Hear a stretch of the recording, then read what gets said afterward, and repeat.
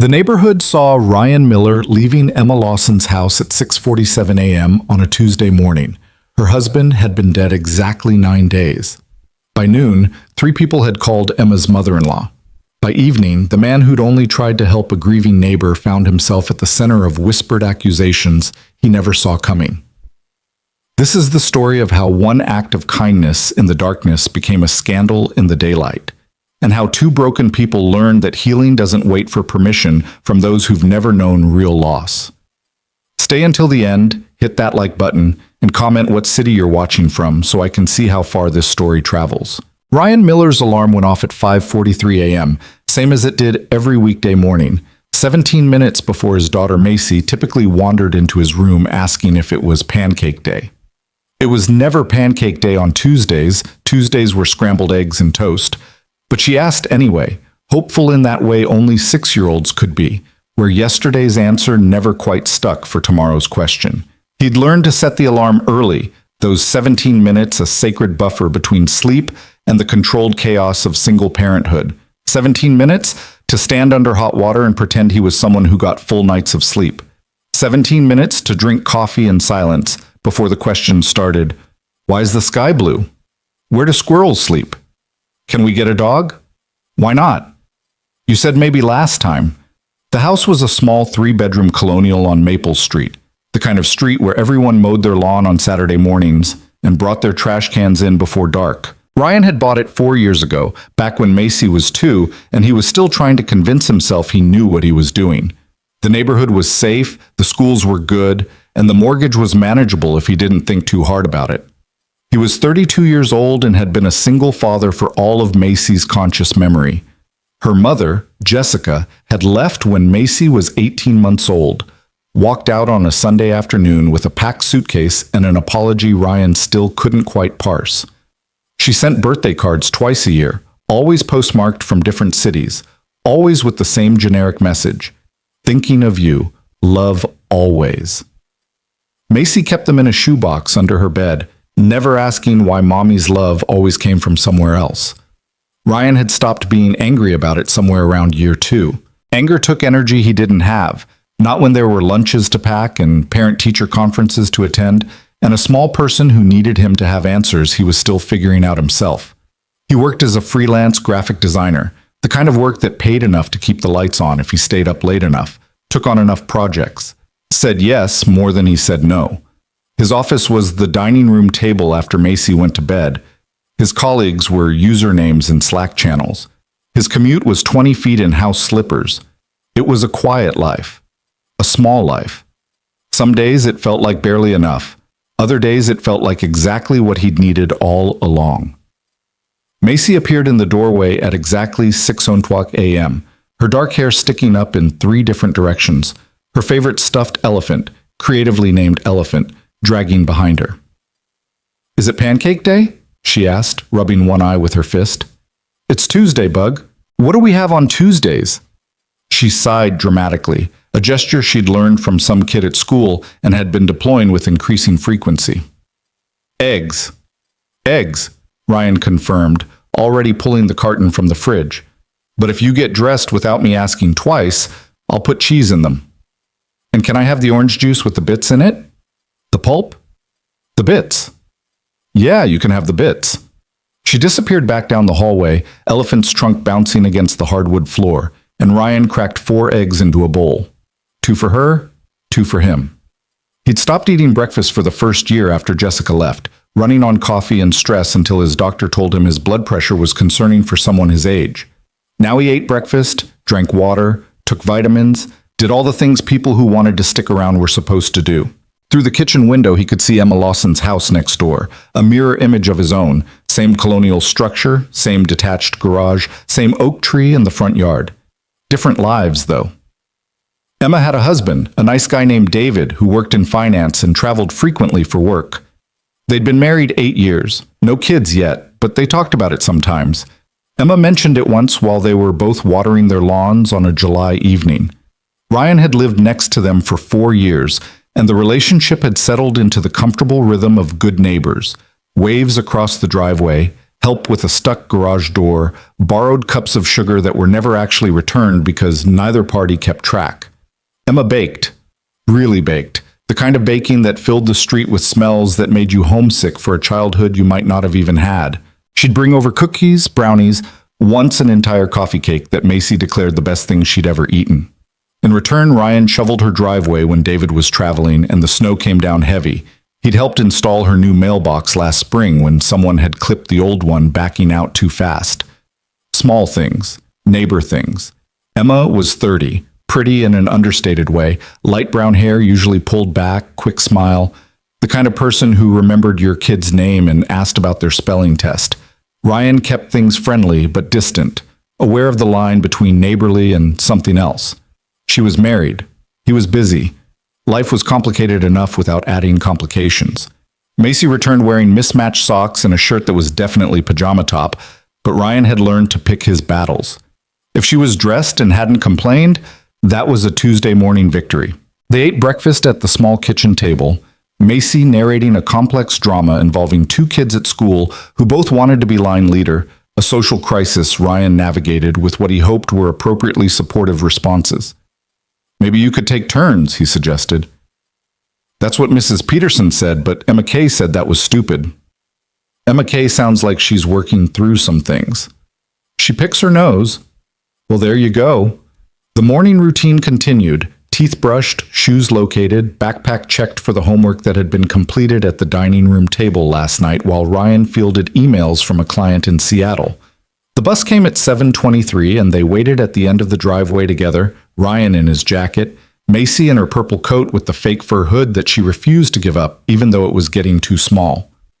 The bus rumbled up right on time, the door hissing open, and Macy climbed the stairs without looking back. She used to turn and wave every morning, but sometime in the last month she'd stopped, asserting independence in small ways that made Ryan's chest tight, even though he knew it was healthy, normal, exactly what was supposed to happen.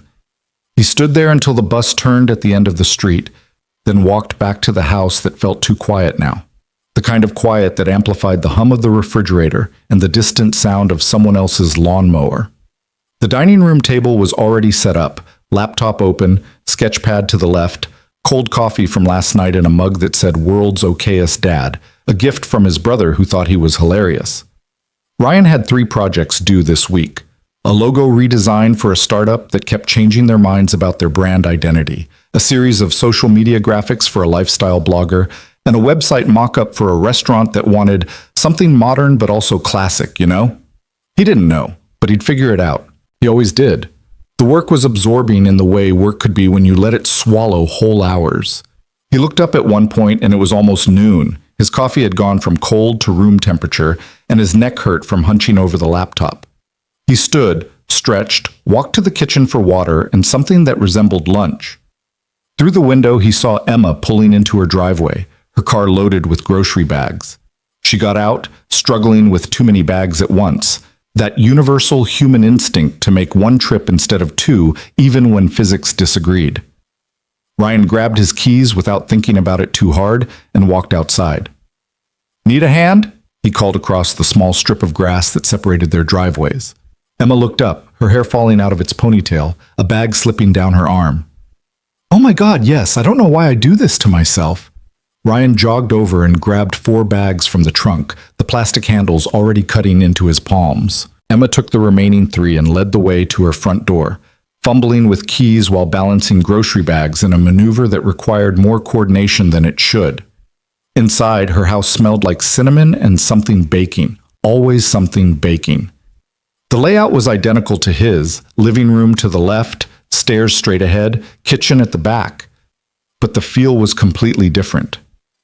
Where his house was functional and slightly cluttered with the debris of single parenthood, Emma's was warm, decorated with the kind of attention that came from actually caring about throw pillows and whether curtains matched. "Just set them on the counter," Emma said, already unloading her bags. "Thank you so much. David's out of town and I thought I could carry everything myself, which was clearly delusional." "Where's he this time?" Ryan asked, setting down the bags and stepping back, conscious of not overstaying. "Chicago, back Thursday." She pulled out a carton of milk, a bag of apples, a package of chicken. "How's Macy?" "She's good. Currently embroiled in some complex line leader politics at school." Emma laughed, the sound genuine. The real dramas always happen in elementary school. Apparently someone picks their nose, which I think is meant to be damning evidence of poor character. Devastating. They talked for a few more minutes, the easy conversation of people who'd had hundreds of these small exchanges. Nothing deep, but nothing forced either.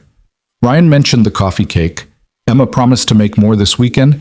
They discussed the weather with the seriousness of people who had nothing else pressing to discuss. Ryan left after a few minutes, walking back across the small stretch of lawn to his own front door, back to the dining room table and the logo that still wasn't right, and the coffee that had somehow gone from room temperature to cold again.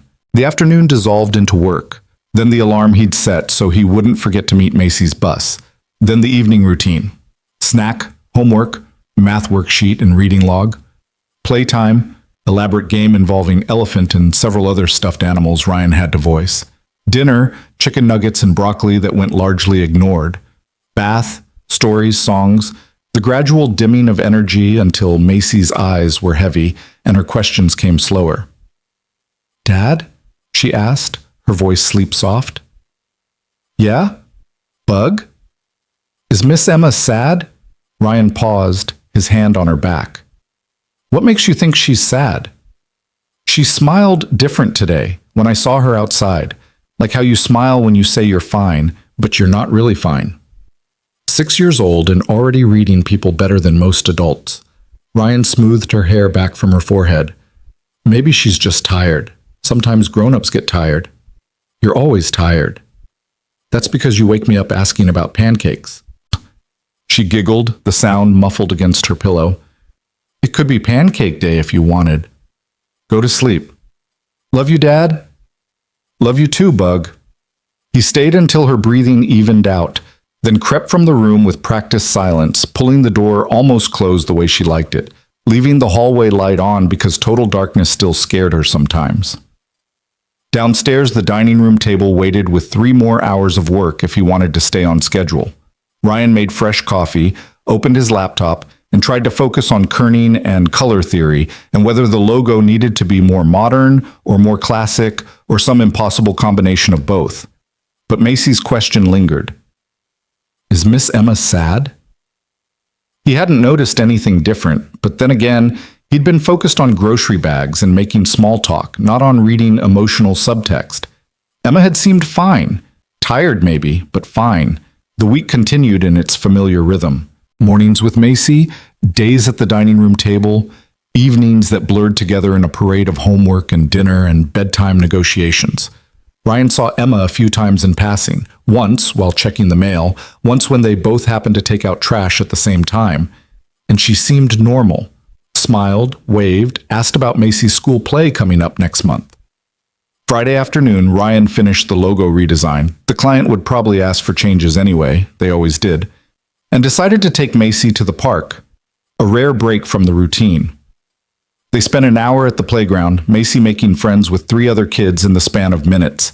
That easy childhood ability to turn strangers into playmates with nothing more than proximity and a shared interest in the swings.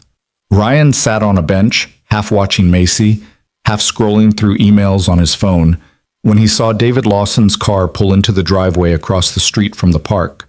David got out, reached into the back seat for his carry-on bag, walked toward the front door. Emma must have been watching for him because the door opened before he reached it. And even from this distance, Ryan could see the way she moved toward her husband, the way David dropped his bag and wrapped his arms around her, the way they stood there in the doorway for a long moment. Ryan looked away, back to Macy, who was now hanging upside down from the monkey bars, her face red with effort and joy. The weekend passed. Saturday morning lawn mowing, Saturday afternoon client work while Macy watched movies, Saturday evening pizza and a board game that Macy won through a combination of luck and what Ryan suspected was gentle cheating. Sunday was laundry, grocery shopping, meal prep for the week ahead, the maintenance tasks that kept life running smoothly. Sunday evening, after Macy was in bed, Ryan stood at the kitchen sink washing dishes and saw the ambulance pull up to Emma's house. No sirens, but the lights were spinning, red and white against the dark street, and Ryan's hands went still in the soapy water.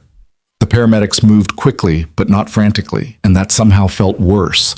The kind of speed that suggested urgency, but not hope. Ryan dried his hands and stepped onto the front porch, cold October air hitting his face. Two other neighbors were already outside. The Petersons from 3 houses down, Marcus Chen from across the street. They stood in their yards, watching, that universal human instinct to witness tragedy from a safe distance. The paramedics brought a stretcher out, a white sheet covering the shape on it, and Ryan's stomach dropped. Not covering a person, covering a body.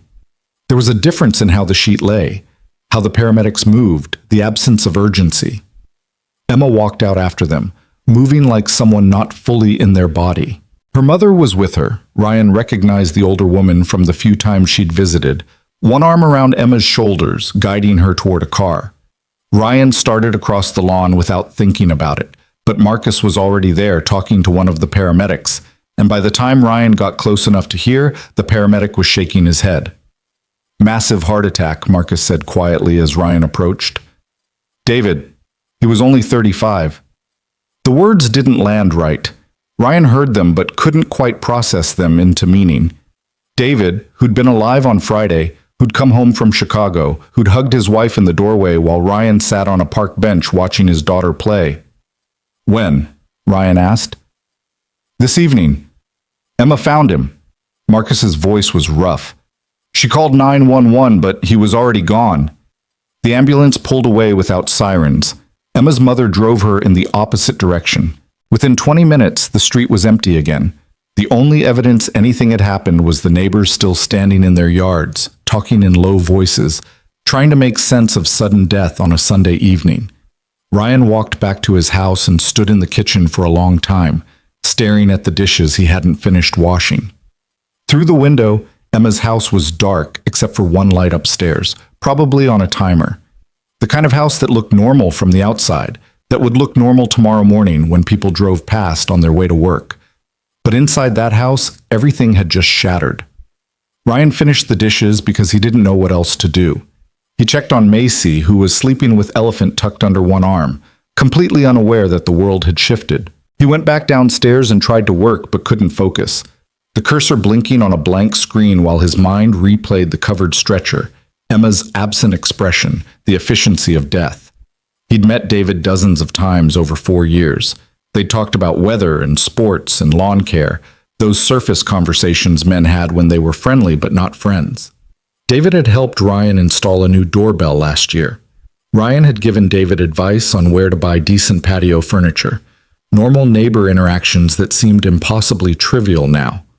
Ryan went to bed late and lay awake in the dark, listening to the house settle, thinking about how fast everything could change, how you could be alive on Friday, coming home from a business trip, hugging your wife, making plans for the week ahead, and then gone by Sunday, reduced to a shape under a white sheet. He thought about Emma, about the empty house next door, about the specific loneliness of losing someone in the space where you built a life together. He thought about Macy, asleep down the hall, and the weight of being the only parent, the only person standing between a small child and the world's sharp edges. Eventually, he slept. Monday morning arrived too early. Macy asked about pancakes. Ryan made eggs. They went through the routine with a normalcy that felt obscene given what had happened next door. He didn't tell Macy. She was 6. She'd met David maybe twice. She didn't need the weight of death before breakfast. At the bus stop, Sarah Peterson approached with her daughter. "Terrible about David," she said quietly, glancing toward Emma's dark house. "Emma's staying with her mother for a few days. The funeral is Thursday." Ryan nodded, filed the information away, watched Macy board the bus without waving. The week moved forward because that's what weeks did, indifferent to grief. Ryan worked, met deadlines, picked up Macy from the bus, made dinner, gave baths, told stories. Other neighbors left casseroles and flowers on Emma's porch, gestures that would spoil or die before she came home to see them. Thursday was the funeral. Ryan's brother came to watch Macy, and Ryan put on the one suit he owned and drove to the church across town. The parking lot was full. David had been well-liked, successful, the kind of person who collected acquaintances easily. Inside, the service was tasteful and brief. Emma sat in the front row between her mother and David's parents, her face composed in that way that suggested heavy medication or complete dissociation. People spoke about David's life, his career, his kindness, his love for his wife, and Ryan sat in the back and felt like an intruder, someone who'd known David only in the most superficial sense. At the reception afterward, Ryan paid his respects to Emma, standing in line for 15 minutes to reach her, watching her accept condolences with mechanical grace. "I'm so sorry," he said when it was his turn, the words inadequate but necessary. Emma looked at him, and for a moment there was recognition, a flicker of something beyond the fog. "Ryan, thank you for coming. If you need anything," he started, but someone else was already moving into position behind him, and Emma's attention shifted, and Ryan stepped away feeling like he'd said nothing of value. He drove home, relieved his brother when he arrived, changed out of the suit he'd probably wear next at his own funeral, and tried to focus on the evening routine. Macy wanted to know where he'd been, why he was dressed fancy, and Ryan gave her a simplified version. "Mr. David from next door died, and I went to say goodbye." "Like when Grandpa died?" Macy asked. "Yeah, kind of like that." "Is Miss Emma sad?" "Yeah, Bug. She's very sad." Macy processed this, her small face serious. "We should make her cookies. Maybe in a few days. Right now she needs some quiet time." But Macy's instinct was right, Ryan thought later. Cookies wouldn't fix anything, but they were something. A gesture. Proof that someone was thinking about you, even if thinking didn't change the facts. The weekend came. Emma's car returned to the driveway Saturday afternoon, and Ryan watched from his kitchen window as she got out alone, carrying a small bag, walking into the house that was hers now in a different way than it had been a week ago. The neighborhood had already mostly moved on. Life demanded attention, jobs and kids and bills and all the noise of living. David's death was terrible, tragic, impossibly sad, but it was also someone else's tragedy, something to discuss in lowered voices before returning to your own concerns. Ryan found himself thinking about Emma at odd moments. While washing dishes, he'd glance at her house and wonder if she was eating. While putting Macy to bed, he'd hear sounds from next door, a door closing, a car starting, and wonder if she was okay alone in that space filled with absence. Sunday evening, he made a lasagna. It was one of the few dishes he could make well, something his mother had taught him years ago, the recipe written in her handwriting on a card he kept in a drawer. He made too much, always made too much, and stood looking at it cooling on the stove, thinking about the casseroles rotting on Emma's porch, thinking about the specific loneliness of eating alone. He covered half the lasagna, left the other half for tomorrow's dinner, and before he could talk himself out of it, walked across the lawn to Emma's front door. He knocked quietly, aware it was almost 8, aware he might be intruding, aware this might be unwelcome. 30 seconds passed. He was about to turn away when the door opened. Emma stood there in sweatpants and an oversized t-shirt, her hair pulled back, no makeup, eyes red-rimmed. She looked younger without the composed mask she'd worn at the funeral, and more fragile, like a person barely held together by routine. "Ryan," she said, surprised. "Hey, I made too much lasagna and thought—" He held up the covered dish, suddenly feeling ridiculous. "I can leave it and go. I just wanted to make sure you had something—" "Come in," Emma said, stepping back, and there was something in her voice that made it clear this wasn't politeness, but need. Ryan followed her inside.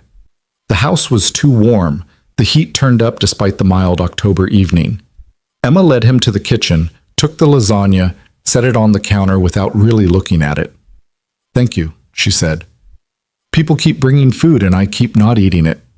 "You should eat." "I know." She leaned against the counter, her arms wrapped around herself. "I keep thinking I'll get hungry, and then I'm just not." Ryan stood awkwardly in her kitchen, unsure of the protocol here. Leave? Stay? Offer platitudes he didn't believe? "Everyone says it gets easier," Emma said suddenly, her voice hollow. "That time heals. That I'm young, I'll move forward. They say these things like they're helpful, and all I can think is that they don't know. They don't know what it's like to wake up and forget for 3 seconds, and then remember and have to feel it crash over you again." "No," Ryan agreed quietly. "They don't know." Emma looked at him, really looked at him. "But you do." It wasn't quite true. Jessica had left, she hadn't died, and those were different griefs entirely. But the loneliness, the empty house, the weight of being the only one responsible for your own survival, that he understood. Different circumstances, Ryan said. But yeah, some of it. They stood in silence for a moment, the kind of silence that felt less empty than most conversation. Would you? Emma started, then stopped. Started again. This is going to sound crazy, but would you just sit with me for a bit? Not talk, just be here? The house is too quiet and I can't stand it, but I also can't stand more people telling me how sorry they are. Ryan should have said no. Should have made an excuse about Macy, about work, about the late hour. Should have maintained the careful distance of good neighbors. Instead, he said, okay. They moved to the living room. Emma curled into the corner of the couch, pulling a blanket over her legs. Ryan sat in the armchair across from her, careful to maintain space, aware this was a kindness but also a risk, a blurring of lines. Emma turned on the television, some cooking show playing at low volume, and they sat in the semi-dark watching strangers make complicated desserts.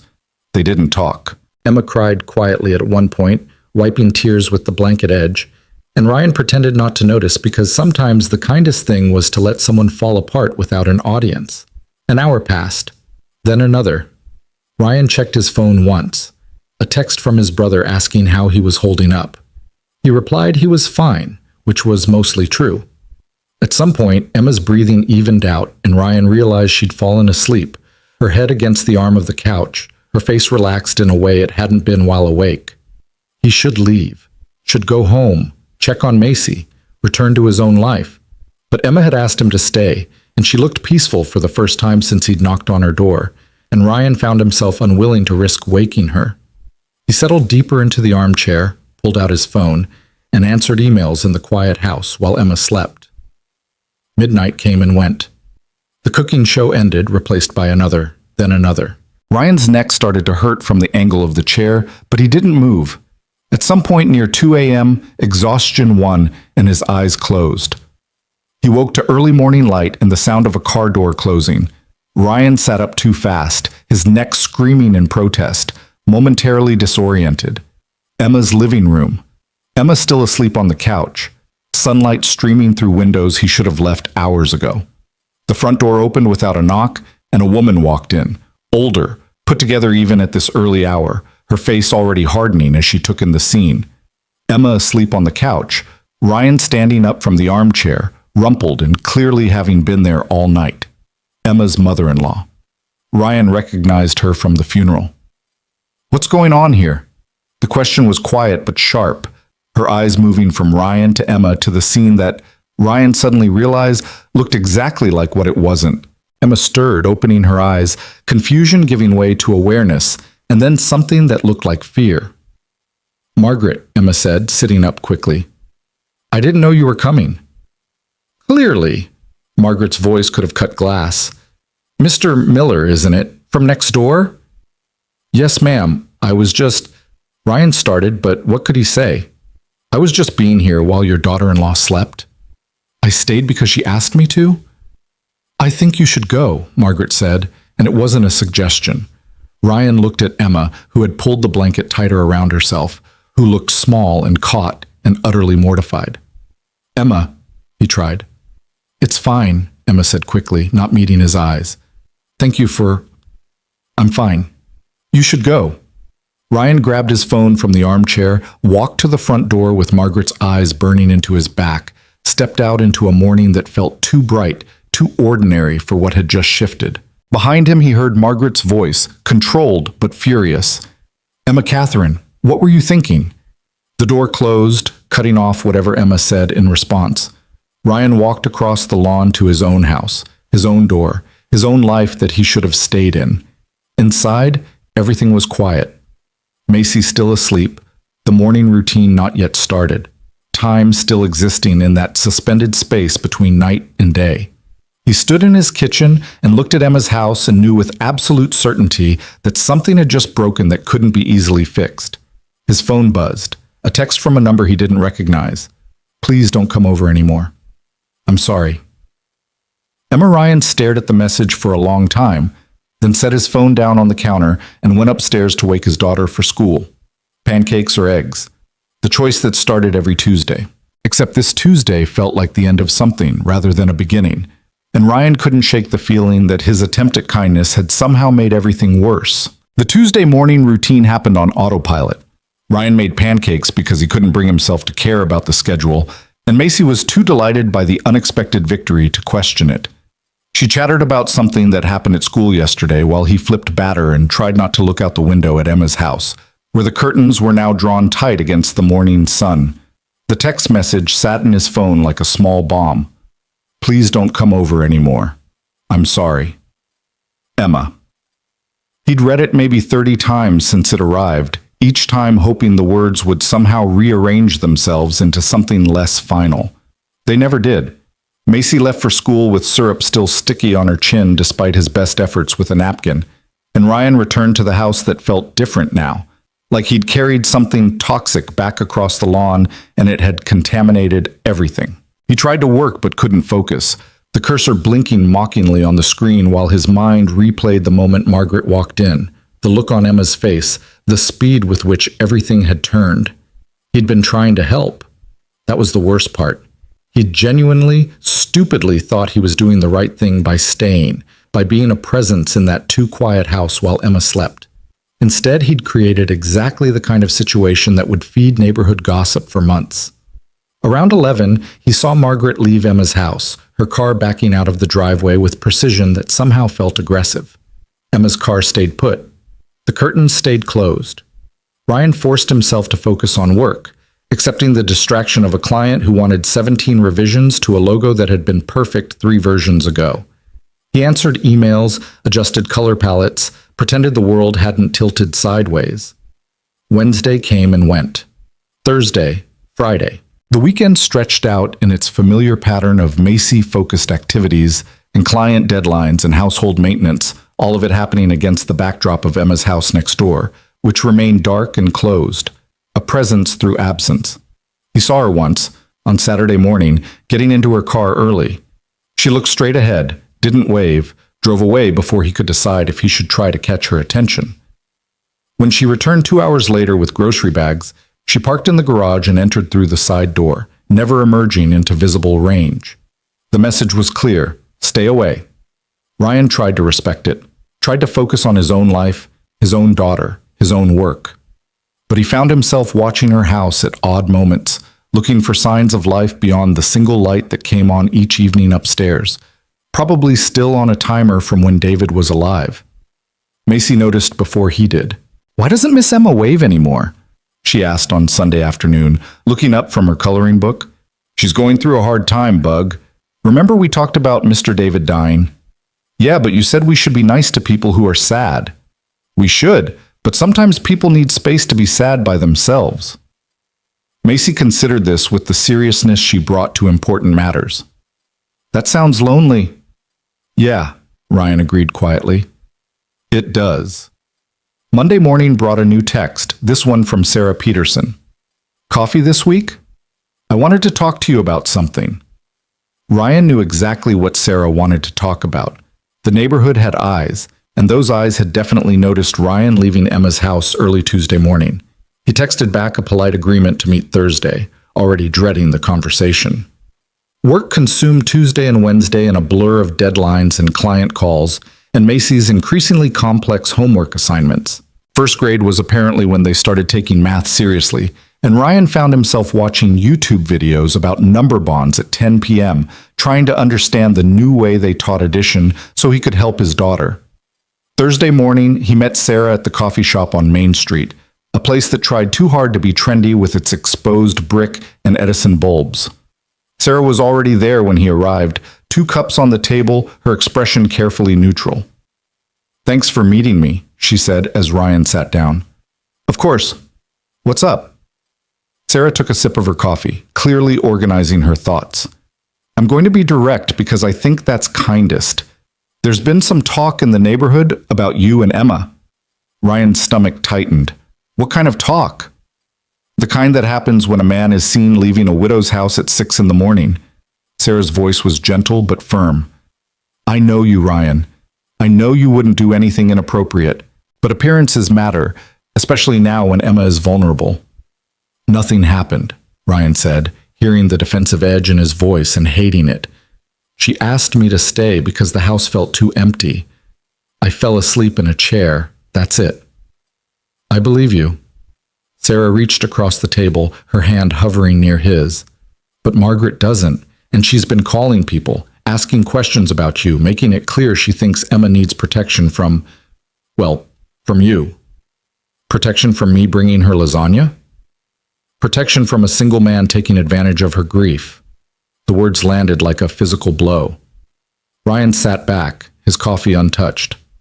That's what she thinks? That I'm some kind of predator? She's protective. She just lost her son. She's looking for someone to blame, something to control. Sarah's voice was sympathetic, but her eyes were serious. I'm telling you this as a friend. Give Emma space. Real space. Don't bring food, don't offer help, don't try to reach out. Let her heal without complications. I've been giving her space. She asked me to stay away, and I have. Good. Keep doing that. Sarah finally pulled her hand back, wrapped it around her coffee cup. I know it seems harsh, but Emma's going through something impossible right now. The last thing she needs is her dead husband's mother thinking there's something inappropriate happening next door. Ryan wanted to argue, to defend himself against accusations he shouldn't have to defend against. But Sarah was right. Margaret's opinion mattered, fair or not, and Ryan's presence in Emma's life, however innocent, had become a problem. Okay, he said finally, I'll stay away. Thank you. Sarah's relief was visible. For what it's worth, I think you were trying to do something kind, but timing matters, and right now the timing is terrible. They finished their coffee, making small talk about their kids, about the upcoming school carnival, about the weather turning colder. Normal conversation that felt hollow after what had been said, but necessary to maintain the illusion that everything was fine. Ryan drove home feeling like he'd been reprimanded for a crime he didn't commit, which wasn't entirely wrong. The court of neighborhood opinion had deliberated and found him guilty of poor judgment, and the sentence was exile from a friendship that had barely begun. The rest of October passed in a gray blur. The leaves turned, fell, crunched under tires and feet. Halloween came and went with Ryan walking Macy door to door dressed as a butterfly while she collected candy from neighbors who smiled at him normally, no hint of judgment in their faces. Maybe Sarah's warning had been overstated. Maybe the gossip had died down, or maybe people were just good at pretending everything was fine. Emma's house remained a closed book. Her car came and went at irregular times. Once Ryan saw her carrying in what looked like mail that had accumulated. Another time he glimpsed her through the window talking on the phone, pacing. But they never made eye contact, never acknowledged each other's existence despite living 20 feet apart. November brought early snow, unexpected and heavy, 6 inches overnight that transformed the neighborhood into something pristine and temporary. Ryan woke early to shovel his driveway before Macy's bus arrived, the physical work a welcome distraction from the thoughts that had been circling his head for weeks. He was halfway down his driveway when he looked over at Emma's house and saw her standing at the front door, staring at her own driveway buried under snow. She was wearing the same sweatpants and oversized shirt she'd had on that morning Margaret walked in, and Ryan realized with a jolt that David had always been the one to shovel. Emma looked at the snow, then at the shovel hanging in her garage, then back at the snow. Her shoulders sagged in a way that suggested this was one more thing she didn't have the energy to face. Ryan made a decision. He walked across the property line, his shovel scraping against the snow, and started on her driveway without asking permission or making eye contact. Ryan, you don't have to, Emma started, but her voice cracked and she stopped. I know, he said, not looking up, just shoveling. I'm doing it anyway. He expected her to argue, to remind him of her text message, to tell him Sarah's warning had been right. Instead, she stood there silently, and when he finally glanced up, she was crying, tears running down her face while she hugged herself against the cold. Go inside, Ryan said gently. You'll freeze. Emma shook her head but didn't move, and Ryan kept shoveling, the scrape of metal on concrete the only sound in the early morning quiet. It took him 20 minutes to clear her driveway, and when he finished, Emma was still standing there. Thank you. she said, her voice barely above a whisper. You're welcome. They looked at each other across the cleared driveway, and Ryan saw something in her face. Exhaustion, gratitude, shame, all mixed together in a way that made his chest ache. Margaret thinks, Emma started. I know what she thinks. Sarah told me. I tried to explain, but she won't listen. She thinks I'm...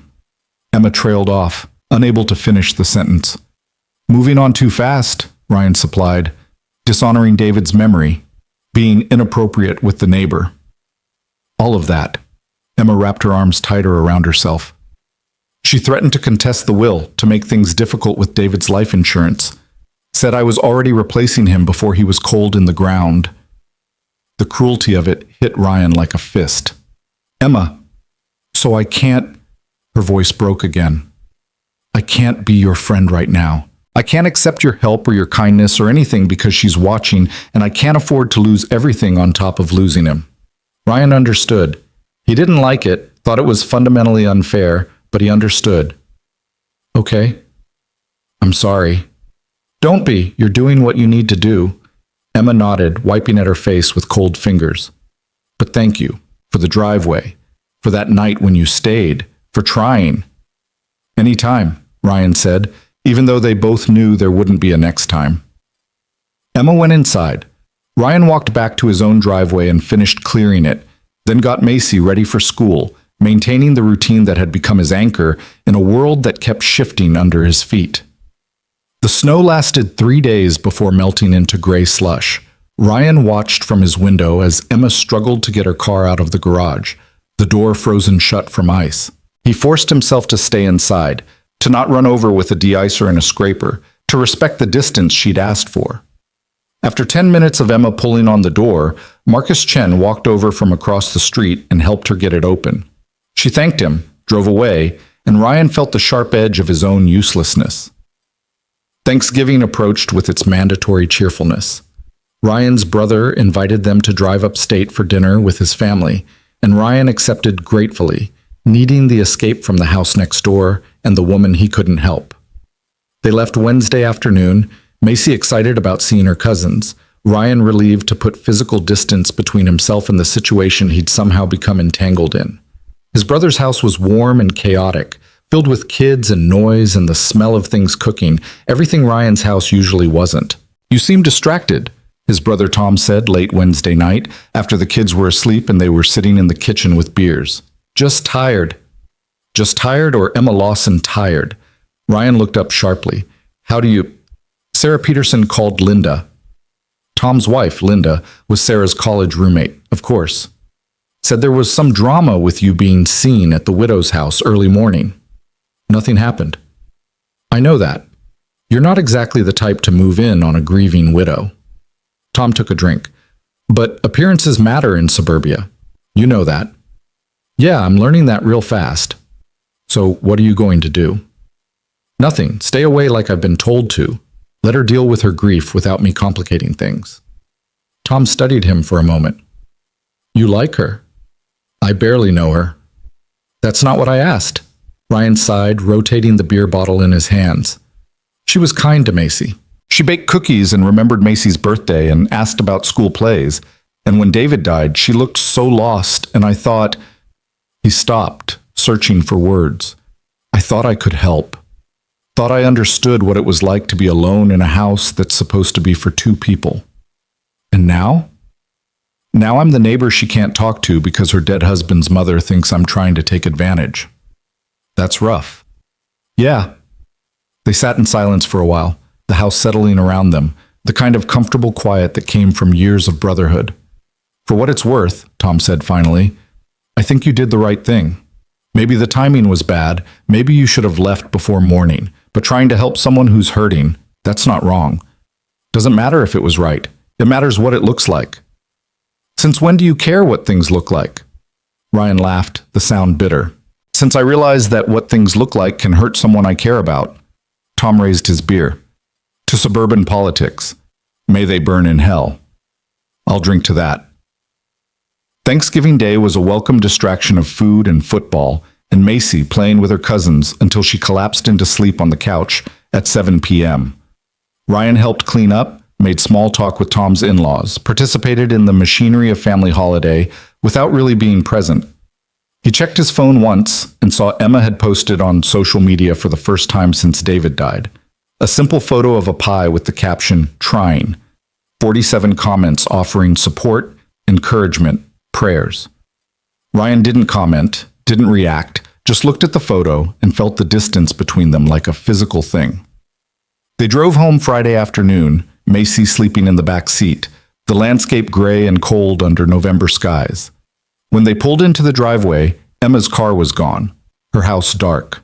Ryan carried a sleeping Macy inside, put her to bed still in her clothes, and stood at his kitchen window looking at the empty driveway next door. The weekend was quiet.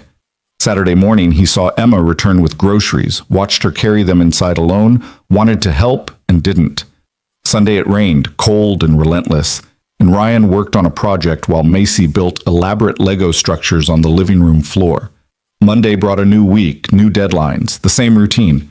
Macy's bus, work, emails, meetings, the careful choreography of single parenthood and freelance work. Ryan fell into it gratefully, letting the demands of his life consume the hours.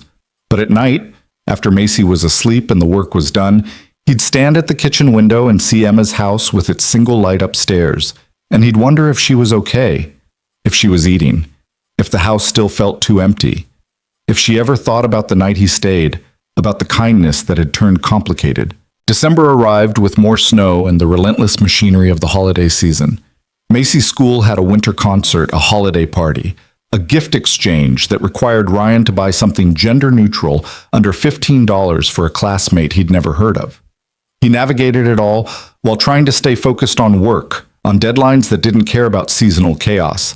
He saw Emma occasionally in passing, getting her mail, warming up her car, once sitting in the driveway in the driver's seat. Without moving for so long, Ryan almost knocked on her window before she finally started the engine and drove away. They never spoke, never waved, existed in parallel universes separated by 20 feet and a gulf of misunderstanding. One Wednesday evening in mid-December, Ryan was putting out the trash when he saw Emma doing the same. They both stopped, caught in the awkward dance of trying to ignore each other while performing the same mundane task. Emma spoke first. "How's Macy?"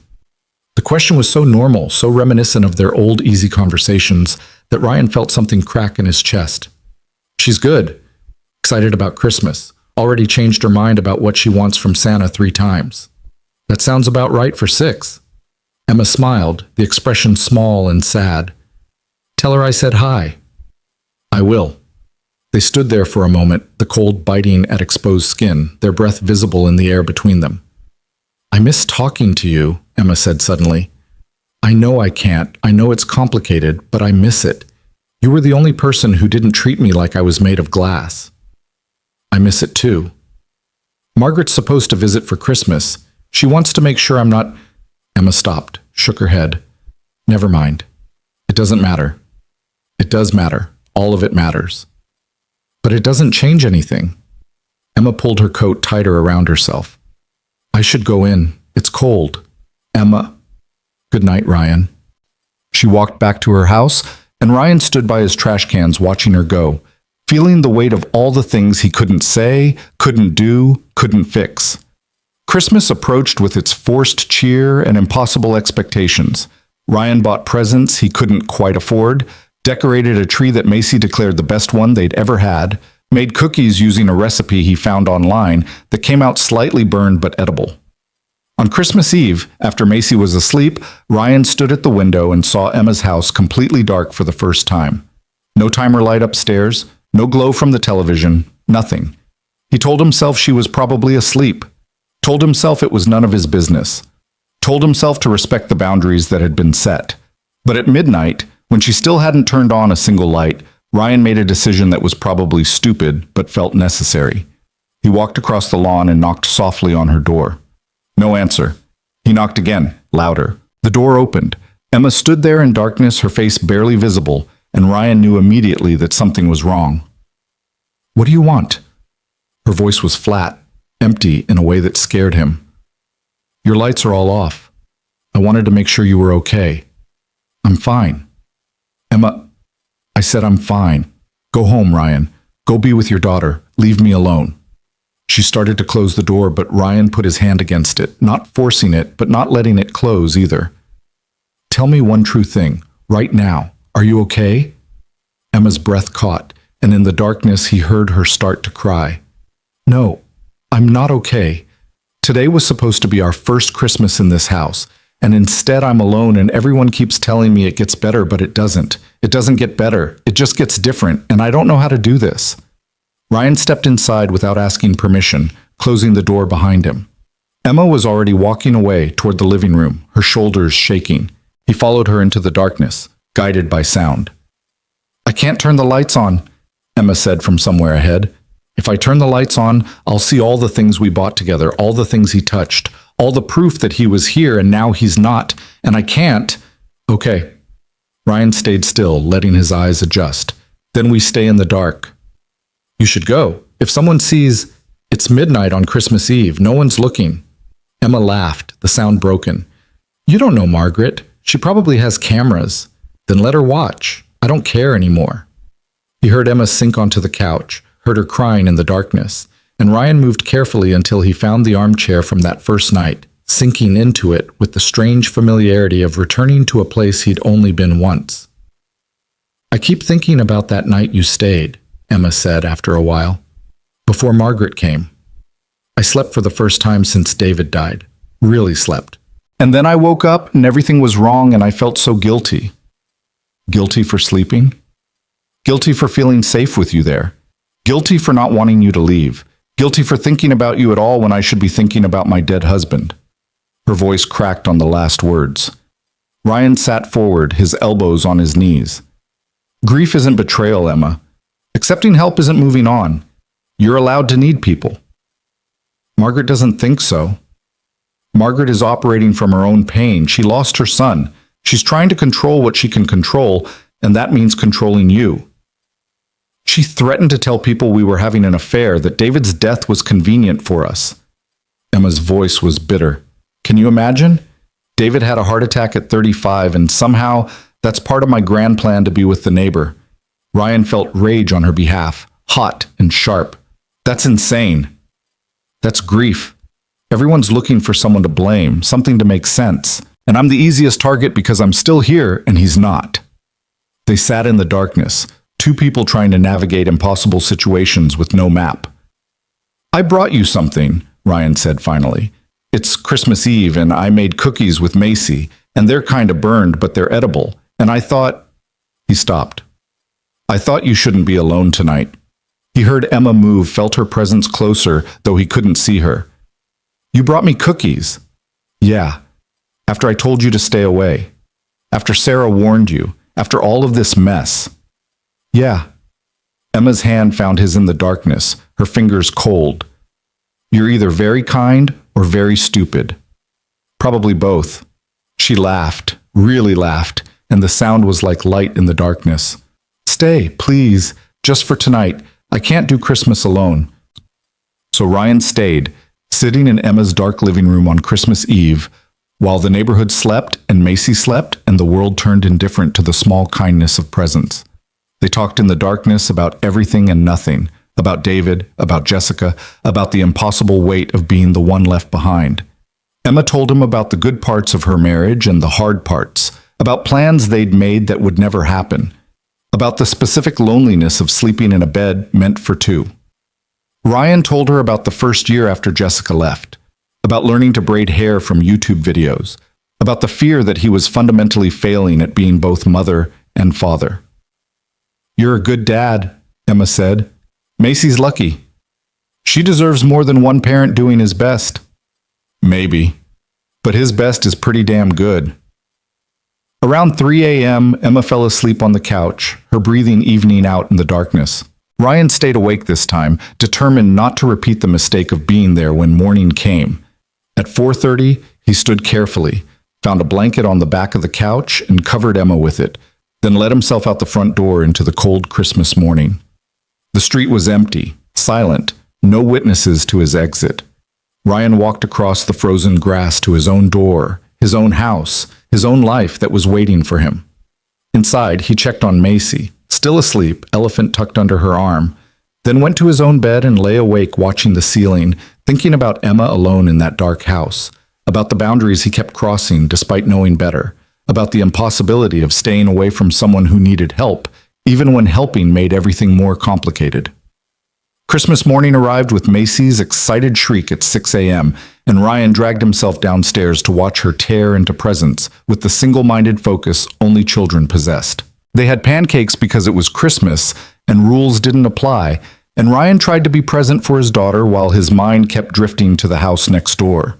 Around noon, he saw Emma's car leave the driveway. She was gone for hours, returning after dark with what looked like takeout bags. The lights stayed off. Ryan spent the rest of Christmas trying not to look out the window, trying to focus on Macy's joy, and not think about Emma eating Chinese food alone in the dark. The week between Christmas and New Year's stretched out in a weird, suspended time where nothing felt real. Ryan worked half-heartedly, Macy watched too much television, and Emma's house remained a dark monument to grief next door. On New Year's Eve, Ryan put Macy to bed early and sat at his kitchen table with a beer, watching the minutes count down to a year that would mark 12 months since David died, 12 months since Emma's life changed, 12 months since Ryan had known any of this would happen. At 11:47 p.m., his phone buzzed with a text from Emma. "Thank you for Christmas Eve. I needed that more than you know." Ryan stared at the message, his thumb hovering over the keyboard. He could say "you're welcome," could keep it simple and friendly and distant. Instead he typed, "Anytime, I mean it." 3 dots appeared, disappeared, appeared again. Finally, "I know, that's what makes it so hard." The new year arrived with distant fireworks and neighbors setting off celebratory noises, and Ryan sat alone at his kitchen table thinking about the woman next door and the impossible space between helping and hurting, between kindness and complication, between staying away and showing up when someone needed you most. January came in cold and unforgiving, the kind of winter that settled into your bones and stayed there. Ryan watched the calendar flip over with a sense of resignation, knowing that the new year wouldn't magically solve anything, wouldn't make Emma's grief lighter, or Margaret's suspicions disappear, or the neighborhood gossip fade away. The first week passed in silence. Emma's car came and went at odd hours. Ryan caught glimpses of her through windows, moving through rooms, carrying laundry, living a life he was no longer part of, even in the peripheral way he'd once been.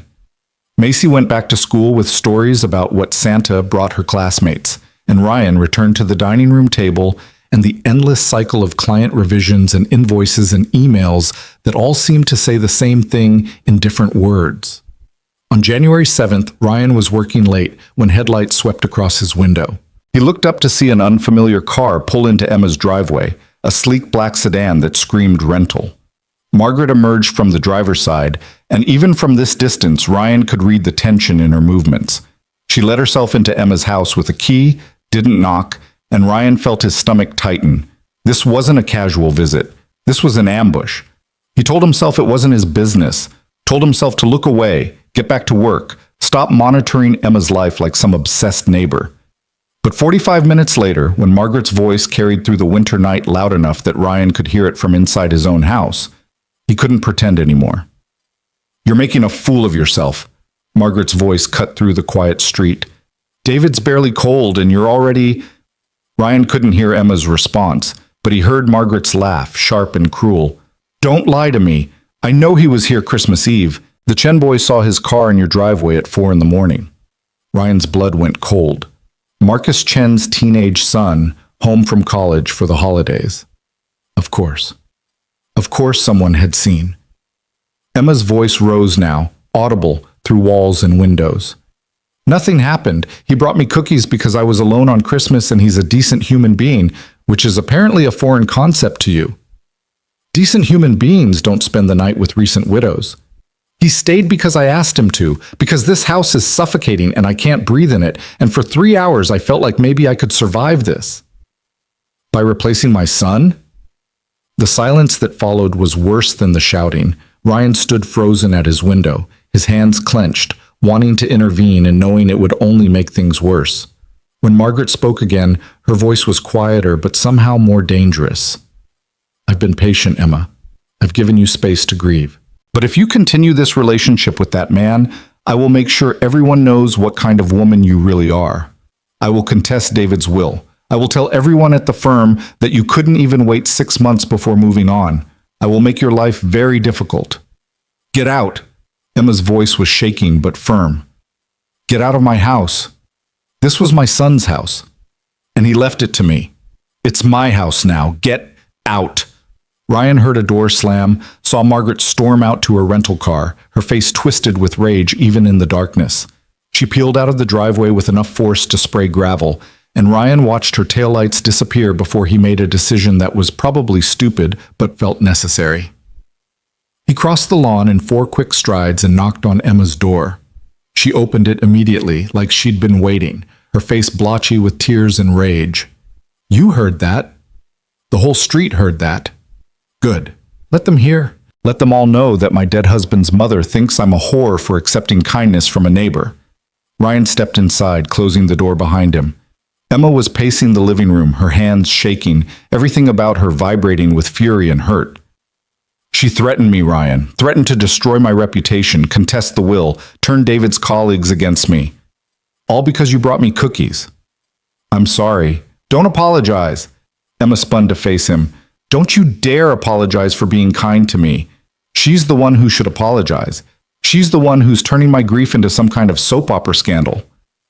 What are you going to do? Emma laughed, the sound bitter. What can I do? She has money, connections, lawyers on retainer. I have a house I can't afford to keep and a dead husband's life insurance that she can tie up in legal battles for years if she wants to. She won't actually contest the will. That's just, you don't know her. Emma sank onto the couch, her anger deflating into exhaustion. She's already called David's boss. Did you know that? Told him I was having an inappropriate relationship with a neighbor. Asked if the company policy on life insurance payouts included moral clauses. Ryan felt sick. Emma, his boss called me yesterday. Very uncomfortable conversation about how he's sure there's nothing to the rumors, but perhaps I should be mindful of appearances during this difficult time. Emma's voice was flat, defeated.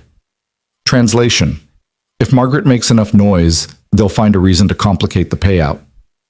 That's illegal. Probably, but proving it means lawyers and time and energy I don't have. Emma looked up at him, her eyes red. She's going to win, Ryan. She's going to force me to choose between financial survival and having you in my life, and we both know what I have to choose. Ryan sat down in the armchair, the same one from Christmas Eve, from that first night. So that's it? She makes threats and you just give in? What's the alternative? Fight her? Lose everything David left me just to prove a point? Emma's voice cracked. I can't afford principals right now. I can barely afford to keep the heat on. Then let me help. How? You going to pay my mortgage? Cover my legal fees when Margaret decides to sue me for emotional distress? Emma shook her head. You have a daughter to support. I can't let you destroy your life trying to save mine. They sat in silence for a long moment, the weight of impossible choices pressing down on both of them.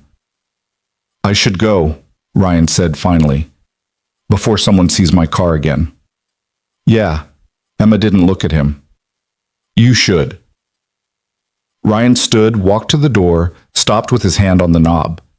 For what it's worth, I don't regret any of it. The lasagna, the snow shoveling, Christmas Eve, none of it.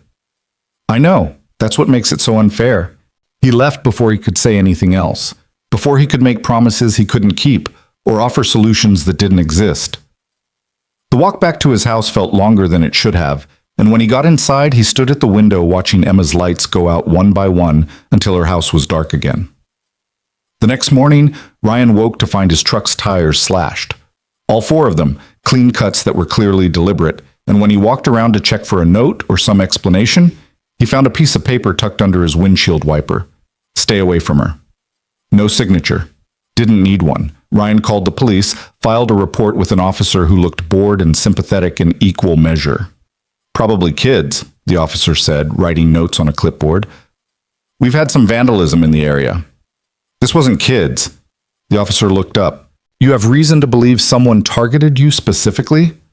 Ryan thought about explaining the whole situation. The dead husband, the grieving widow, the mother-in-law with connections and money and an axe to grind. He thought about how it would sound, how paranoid and dramatic. "No," he said finally. "Just a feeling."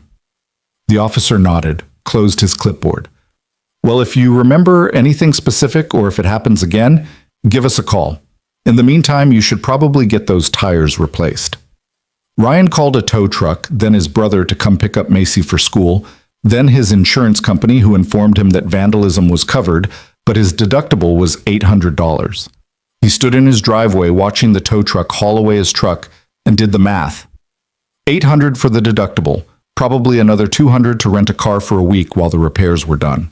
$1,000 he didn't really have because some psychopath thought slashing tires would solve neighborhood drama. Tom arrived to get Macy, took one look at Ryan's face and said, "What happened?" "Someone slashed my tires." "Someone or Margaret?" Ryan glanced toward Emma's house, saw a curtain move. "Can't prove anything." "But you know." "Yeah, I know."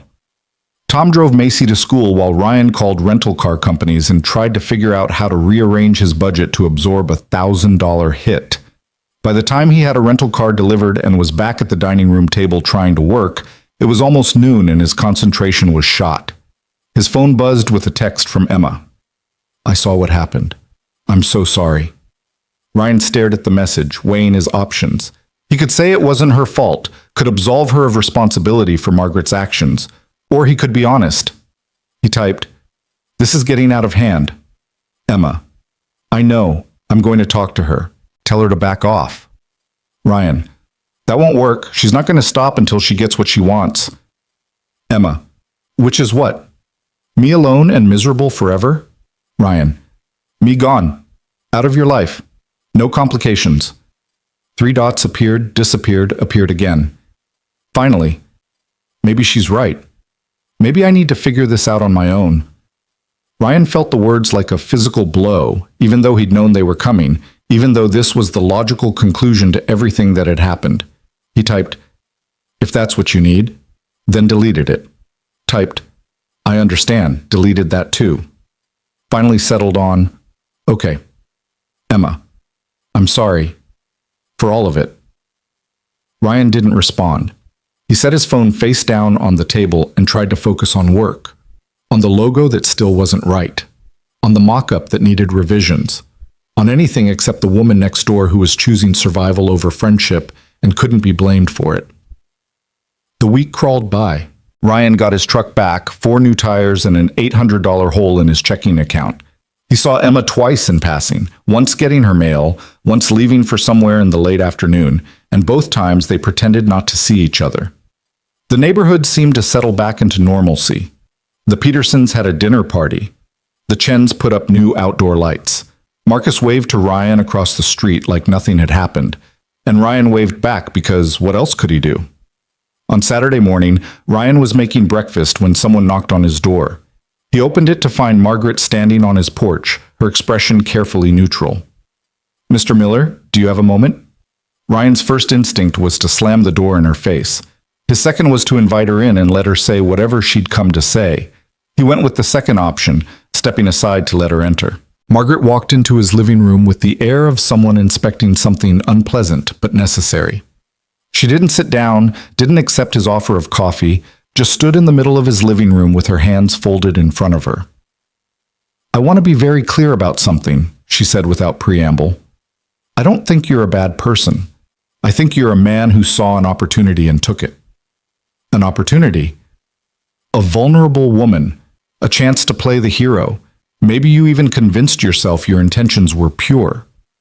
Ryan felt his jaw clench. Nothing happened between Emma and me. That's irrelevant. What matters is appearance. What matters is that my son's widow is being gossiped about because of your presence in her life. Margaret's voice was crisp, controlled. "I'm not here to threaten you, Mr. Miller. I'm here to appeal to whatever decency you possess. This should be good." Emma is fragile right now. She's not thinking clearly. She's latching onto the first person who showed her kindness because she's desperate not to feel alone. Margaret took a step closer. "But that kindness is hurting her. Every time you show up, every time you insert yourself into her life, you make it harder for her to heal. You make her dependent on you instead of learning to stand on her own. That's not what's happening, isn't it? She told me she slept for the first time in weeks when you stayed over, that she feels safe when you're around. That sounds like dependency to me. Ryan wanted to argue but couldn't find the words, because Margaret wasn't entirely wrong.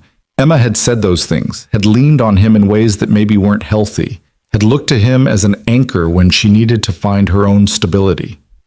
"What do you want from me?" Ryan asked finally. Distance. Real distance. No more midnight visits. No more driveway conversations. No more texts or calls or cookies or any of it. Margaret's expression softened slightly. "I know you care about her. If you truly care, you'll give her the space to grieve without distraction. You'll let her figure out who she is as a widow without someone waiting in the wings." "I'm not waiting in the wings." "Then prove it. Stay away.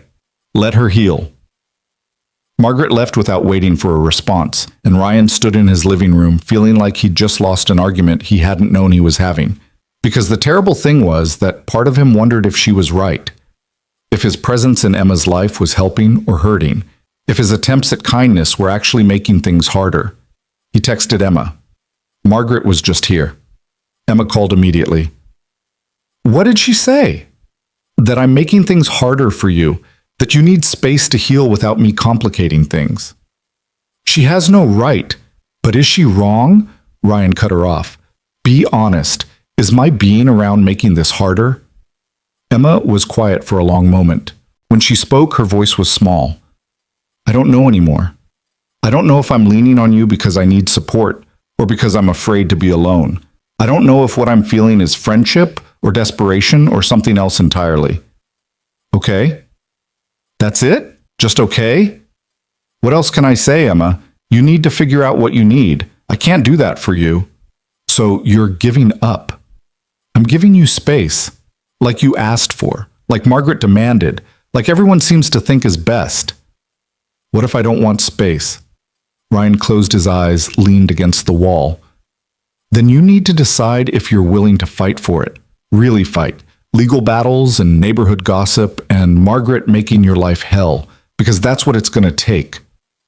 "I can't," Emma's voice broke. "I can't lose everything, Ryan.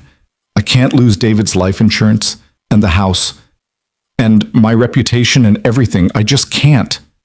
"I know. So what do we do?" "You already know what we do. We stay away from each other. We go back to being neighbors who wave in passing. We let Margaret win because the cost of fighting is too high." Emma was crying now. He could hear it in her breathing. "I hate this." "Yeah, me too." They stayed on the phone in silence for a long moment, neither wanting to be the one to hang up, both knowing the conversation was over.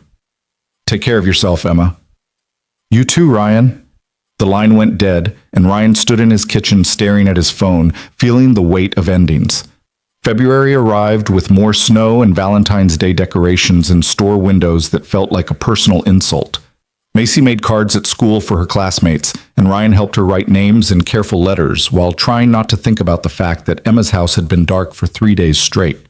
On Valentine's Day itself, Ryan saw Emma's car leave the driveway around noon and not return until after dark. She carried in flowers, probably sent by well-meaning friends or family, and Ryan watched from his window as she let herself into the empty house.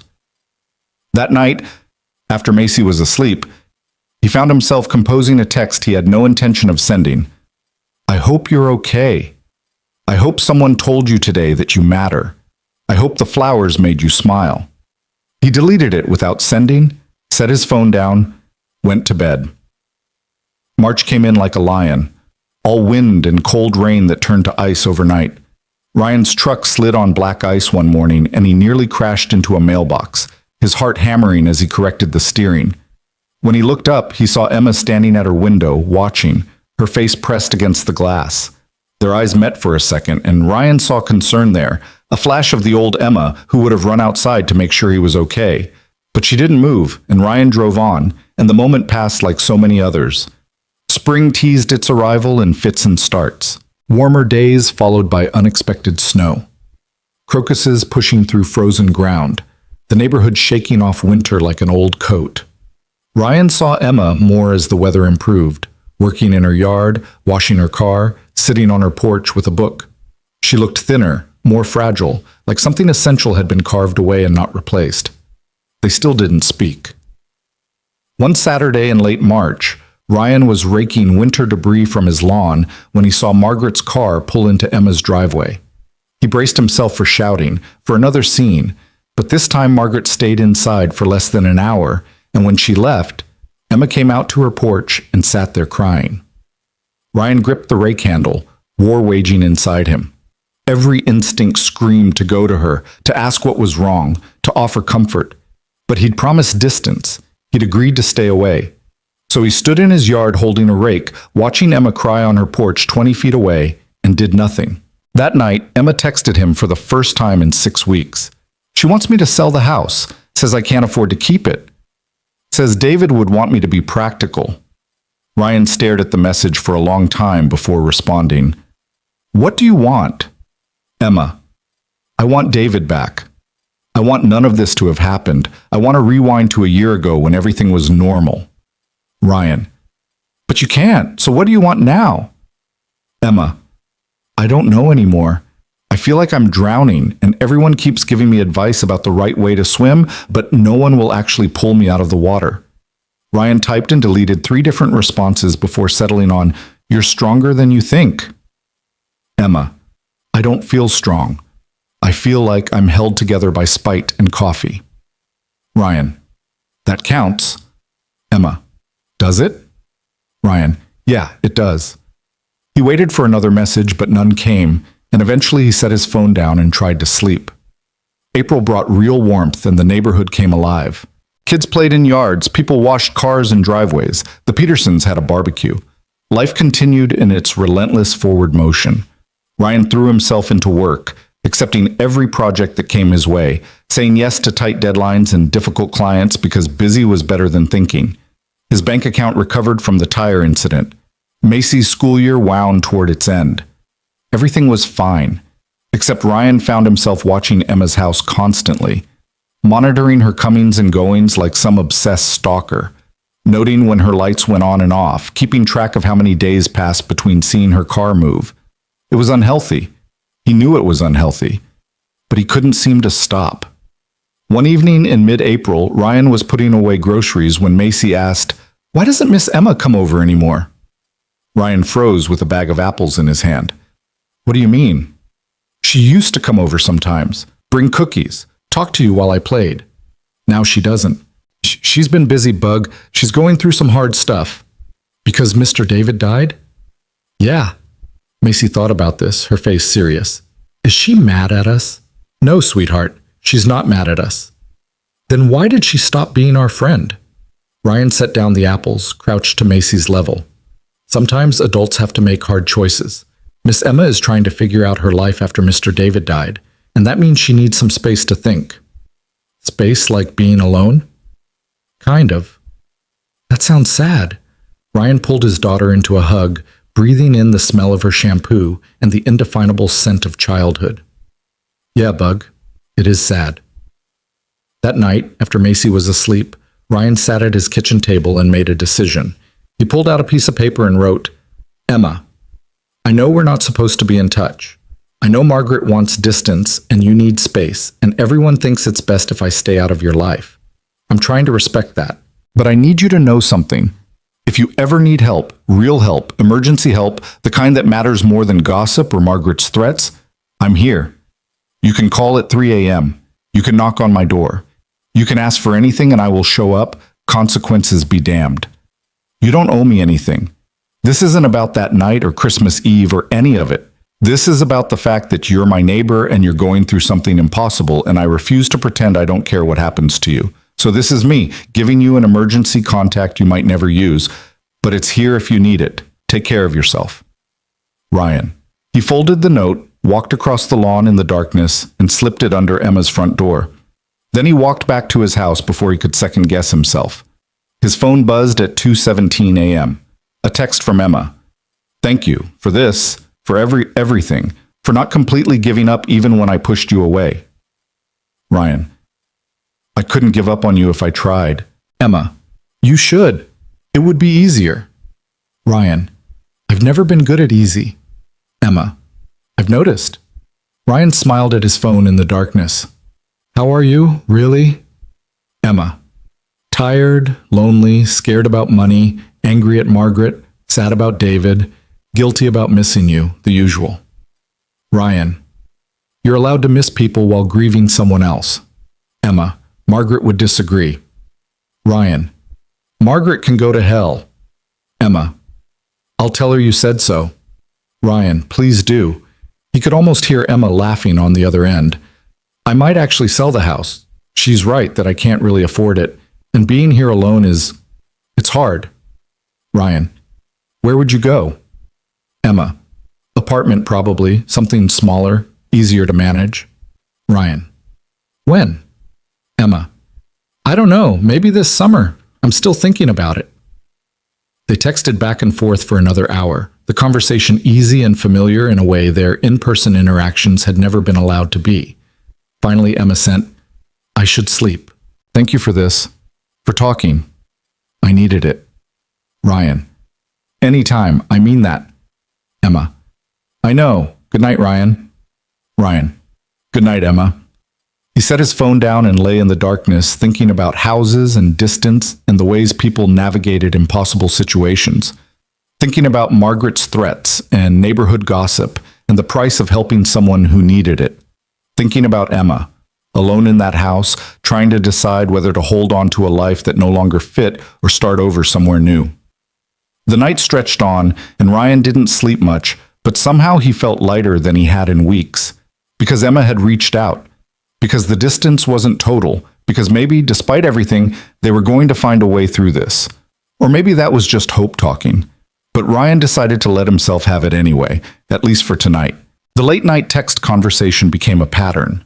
Not every night, but enough that Ryan started keeping his phone on the nightstand instead of charging it in the kitchen. Emma would text around midnight, sometimes later, always starting with something small, a question about recycling schedules or whether he'd heard the noise outside or did he think it might rain tomorrow. They both knew these weren't the real questions. The real questions were the ones underneath. Are you still there? Do you still care? Am I allowed to reach out even though we're supposed to stay apart? And Ryan answered every time, playing along with the fiction that they were just neighbors discussing mundane things, while actually having the kinds of conversations people had when they were building something that didn't have a name yet. Emma told him about her job search. She needed to go back to work. The savings wouldn't last forever. She'd been a marketing coordinator before she married David, had stepped back to part-time when they bought the house, planning to ramp back up when kids came along. Kids that would never come now. Ryan told her about Macy's increasing independence, how she'd announced at dinner that she was big enough to walk to the bus stop by herself now, and how Ryan had agreed while making a mental note to watch from the window anyway. They talked about everything except the thing that hung between them, the impossibility of their situation, the weight of Margaret's threats, the neighborhood that watched Emma's house for signs of scandal. May arrived with an explosion of green and flowers and the kind of warmth that made winter feel like a distant memory. School was winding down, and Macy came home each day with another art project or form for Ryan to sign about field trips and end-of-year parties. Emma's house showed signs of change. A realtor's sign appeared in the yard one Thursday morning, and Ryan stared at it from his kitchen window while his coffee went cold. She was really doing it, really selling the house where she'd planned to build a life with David. He texted her, saw the sign. Emma. Yeah. It went up this morning. I'm meeting with the realtor this afternoon to discuss pricing. Ryan. How do you feel about it? Emma. Like I'm failing. Like I should be able to keep this house, honor David's memory by staying in the place we chose together.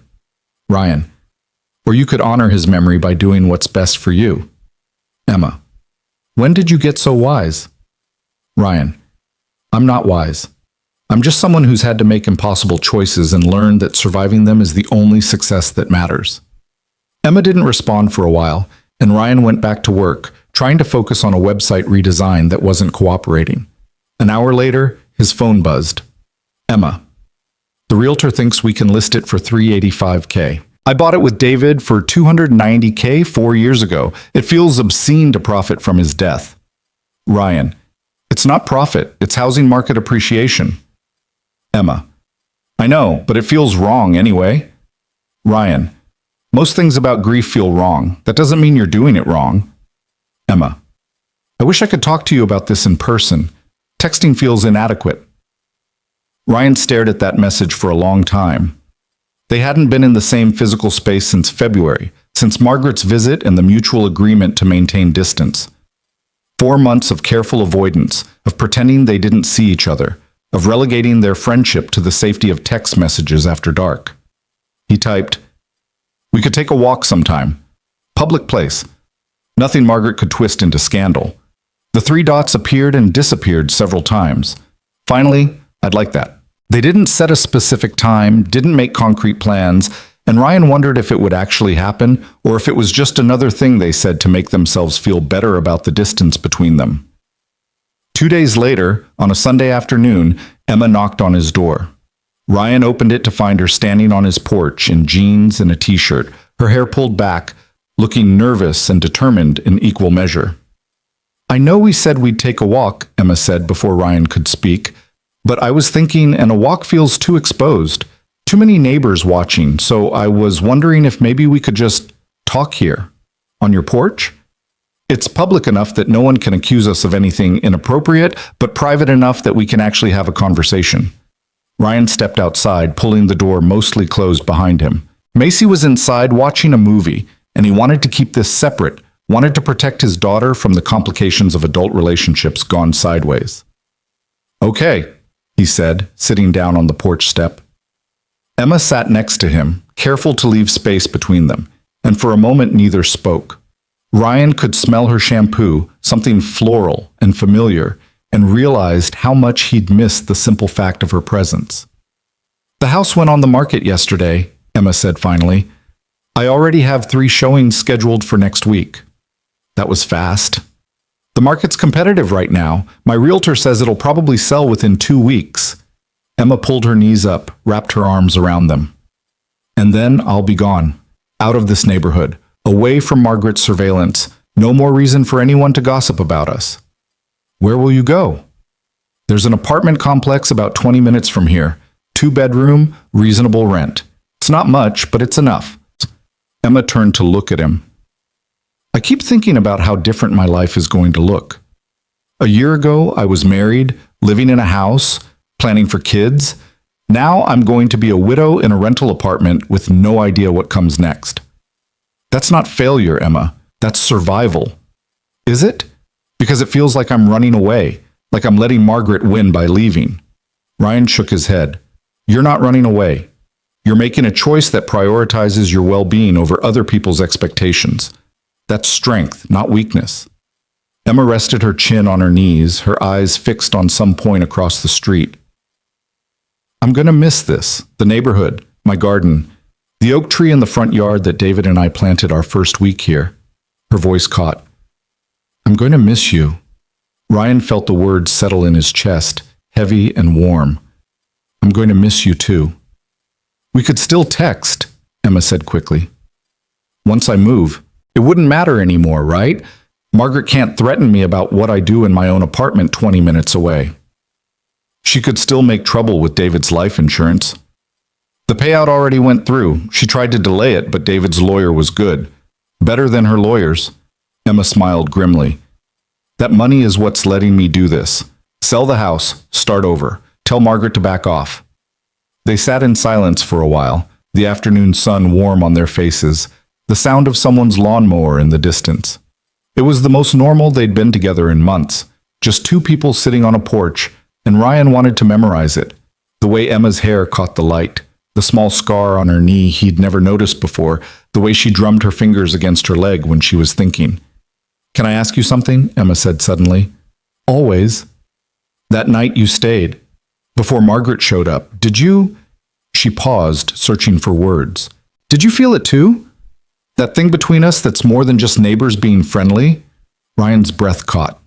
They'd been dancing around this for months, both pretending the connection was purely platonic, purely circumstantial. But Emma was asking him to be honest, and he owed her that. "Yeah," he said quietly. "I felt it." Emma nodded, like this confirmed something she'd suspected. I felt guilty about that for so long.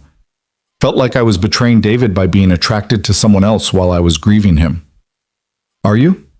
Attracted to me? She turned to look at him, and Ryan saw something raw and honest in her eyes. Yes, which terrifies me because I don't trust my own feelings right now. I don't know if I'm actually attracted to you or if I'm just desperate for connection. I don't know if what I feel is real or if it's just grief looking for a place to land. I don't know either, Ryan admitted. All I know is that I think about you more than I should. I worry about you. I want to help you even when helping makes everything more complicated. That's not nothing. No, but it's also not a foundation for anything real. Not right now. Emma looked away, and Ryan saw her jaw tighten. So what do? We wait. You move, get settled, figure out who you are as a person who's not defined by grief. I stay here with Macy, keep working, keep living my life. And maybe in 6 months or a year, when you're more stable and I'm not the guy who showed up when you were at your lowest, we can figure out if this thing between us is real or if it was just timing. A year's a long time. It is. But if it's real, it'll still be there in a year. And if it's not, then we both saved ourselves a lot of pain. Emma was quiet for a long moment. When she spoke, her voice was thick with unshed tears. You're right. I hate it, but you're right. I usually am. It's both my best and worst quality. She laughed, the sound watery but genuine. I should go, before someone sees us and starts rumors. Probably. But neither of them moved. They sat there on Ryan's porch as the afternoon stretched into early evening, talking about everything and nothing. Macy's upcoming 7th birthday, Emma's potential new job at a marketing firm downtown, whether it was worth getting a new car or keeping the one David had bought her 3 years ago. Normal conversation, easy conversation, the kind of conversation that felt like a preview of something they might have someday if the timing ever aligned and the world stopped conspiring against them. When Emma finally stood to leave, Ryan walked her to the edge of his property, stopping at the invisible line that separated his yard from hers. Thank you, Emma said, for this, for being honest, for not making me feel crazy for wanting something I shouldn't want right now. You're not crazy, you're just human. Emma reached out like she might touch his arm, then stopped herself, her hand hovering in the air between them before falling back to her side. I'll let you know when I move, if you want to know. I want to know. She nodded, then walked across the lawn to her house, and Ryan stood there watching until she disappeared inside. Then he went back to his own house, his own daughter who was calling for him because her movie had ended, his own life that felt simultaneously too full and not full enough. That night, Emma texted, I'm glad we talked. I've been holding that in for months. Ryan, me too. Emma, I meant what I said about being attracted to you, just so you know it wasn't just the moment talking. Ryan, I know, and for what it's worth, I think you're remarkable, even when you're a mess. Maybe especially then. Emma, that might be the nicest thing anyone said to me in months. Ryan, then people aren't paying attention. Emma, or you have very low standards for remarkable. Ryan, impossibly high standards, actually. You just happen to meet them. There was a long pause before her next message. This is going to be so hard, waiting, wondering if it's real. Ryan, yeah, but I think it'll be worth it. Emma, you'd better be right. Ryan, I usually am, remember? Emma, good night, Ryan. Ryan, good night, Emma. The house sold in 9 days. Emma texted him the news at work on a Wednesday. Accepted an offer this morning, cash buyer. They want to close in 3 weeks. Ryan felt the information settle over him like cold water. 3 weeks. In 3 weeks, Emma would be gone from the house next door, from the neighborhood, from the daily proximity that had defined their relationship. He texted back, congratulations. That's great. Emma, is it? I keep thinking I'm making a huge mistake. Ryan, you're not. You're doing what you need to do.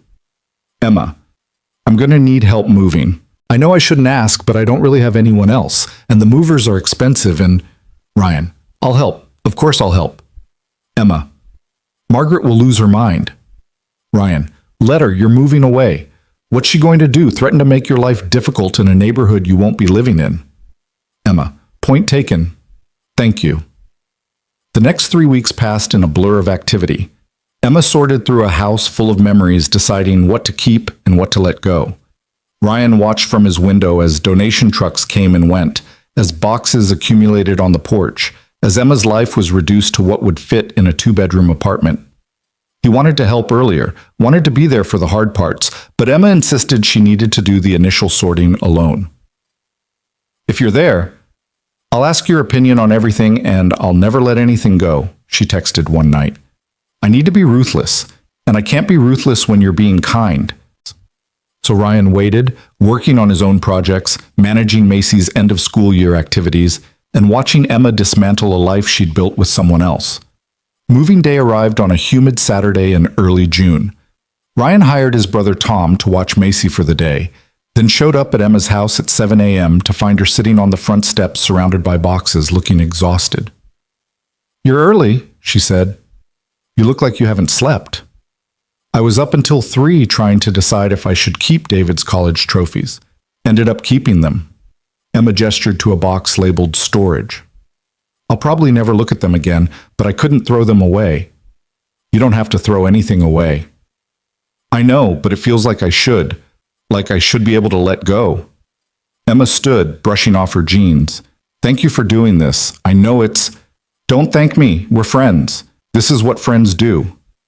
Emma smiled, the expression tired but genuine. Are we friends? After everything? Yeah, we are. They worked through the morning, loading boxes into a rental truck Emma had gotten from the hardware store.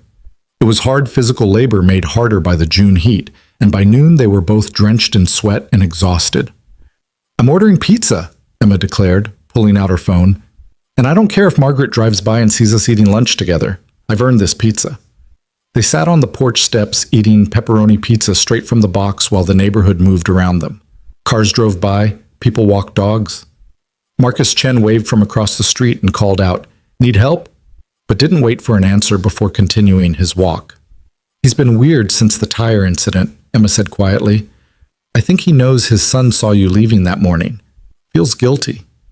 It's not his fault his kid has insomnia. Still, Emma took another bite of pizza. This whole neighborhood has been weird, polite but weird. Like they're not sure if they should acknowledge me or pretend I don't exist. People don't know how to handle death, especially when it's someone young.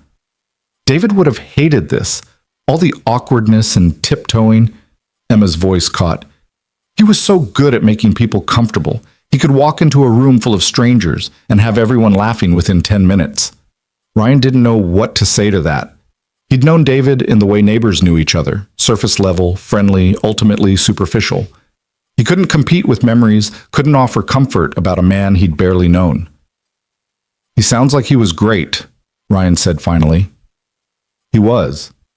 And he deserved better than dying at 35 of a heart attack no one saw coming. Emma set down her pizza, wiped her hands on her jeans. Sorry, I know this is weird talking to you about him. It's not weird. He was your husband. He's part of your story. But not part of yours. Maybe not directly, but he's part of what brought us to this moment, sitting on your porch, eating pizza on moving day. So in a way, he's part of this too. Emma looked at him for a long moment. How are you single? Seriously. How has no one snapped you up? Ryan laughed. Have you met my life? Single dad, freelance income, emotional baggage from a wife who left? I'm not exactly a catch. You're wrong, but I'm glad you think that because it means I get you to myself. Eventually. Maybe. Definitely, maybe. They finished the pizza and went back to work, loading the last of the boxes as the afternoon heat peaked. By 3 p.m., the truck was full and Emma's house was empty, echoing in a way that felt wrong. Ryan walked through the rooms one last time, checking for forgotten items, and found Emma standing in the master bedroom staring at the empty space where a bed used to be. This is where I found him, she said quietly. He was getting ready for bed. Said he felt weird, like indigestion. I was downstairs watching TV. By the time I came up 10 minutes later, he was on the floor. Emma's voice was flat, reciting facts. I called 911. Did CPR like they told me to, but he was already gone. The paramedic told me later that he probably didn't feel much pain. Heart just stopped. Ryan stood in the doorway, giving her space. I haven't been able to sleep in here since, Emma continued. I've been sleeping on the couch. Couldn't face this room. She turned to look at Ryan. I thought moving would feel like freedom, like I was finally escaping this house and all the memories. But standing here, I just feel like I'm abandoning him. You're not abandoning him. You're choosing to live. There's a difference. Emma nodded, but Ryan could see tears tracking down her face. I loved him. I need you to know that. Whatever happens with us, if anything happens with us, I loved my husband. I know. And I'm not over him. I might never be completely over him. I know that too. Emma wiped at her face. Okay, good. I just needed to say it. They drove the truck to Emma's new apartment across town, a modern complex that looked like every other apartment building Ryan had ever seen.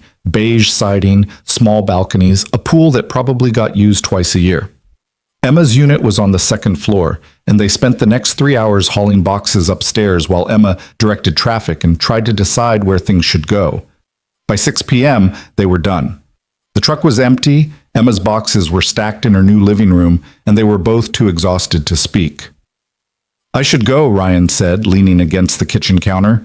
Get the truck back before they charge me for an extra day. Yeah.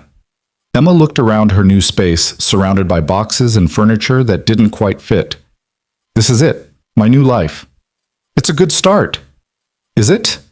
Ryan walked over to where she stood, stopping just close enough that he could see the flecks of green in her eyes. Yeah, it is, because it's yours. You chose it. You made it happen, despite Margaret and the gossip and all the people who thought you couldn't do it alone. Emma reached out and took his hand, the contact electric after months of careful distance. I couldn't have done this without you. Yes, you could have. You just didn't have to. They stood there for a moment, hands linked, and Ryan felt the weight of possibility pressing down on them. It would be so easy to kiss her right now, so easy to cross the line from friendship to something more, to give in to the attraction that had been building between them for months. But Emma had been right on his porch 3 weeks ago. She needed time to figure out who she was outside of grief. And Ryan needed to be sure that what he felt was real and not just the hero complex Sarah Peterson had warned him about. So he squeezed her hand once and let go, stepping back to safe distance. Text me when you get settled, he said. Let me know if you need anything. I will. Ryan left before he could change his mind, driving the empty truck back to the rental place and then his own car back to his house, his daughter, his life that felt smaller without Emma next door. That night, Emma texted, I'm sitting in my new apartment surrounded by boxes, and I have no idea where anything is, and I kind of love it. It's chaos, but it's my chaos.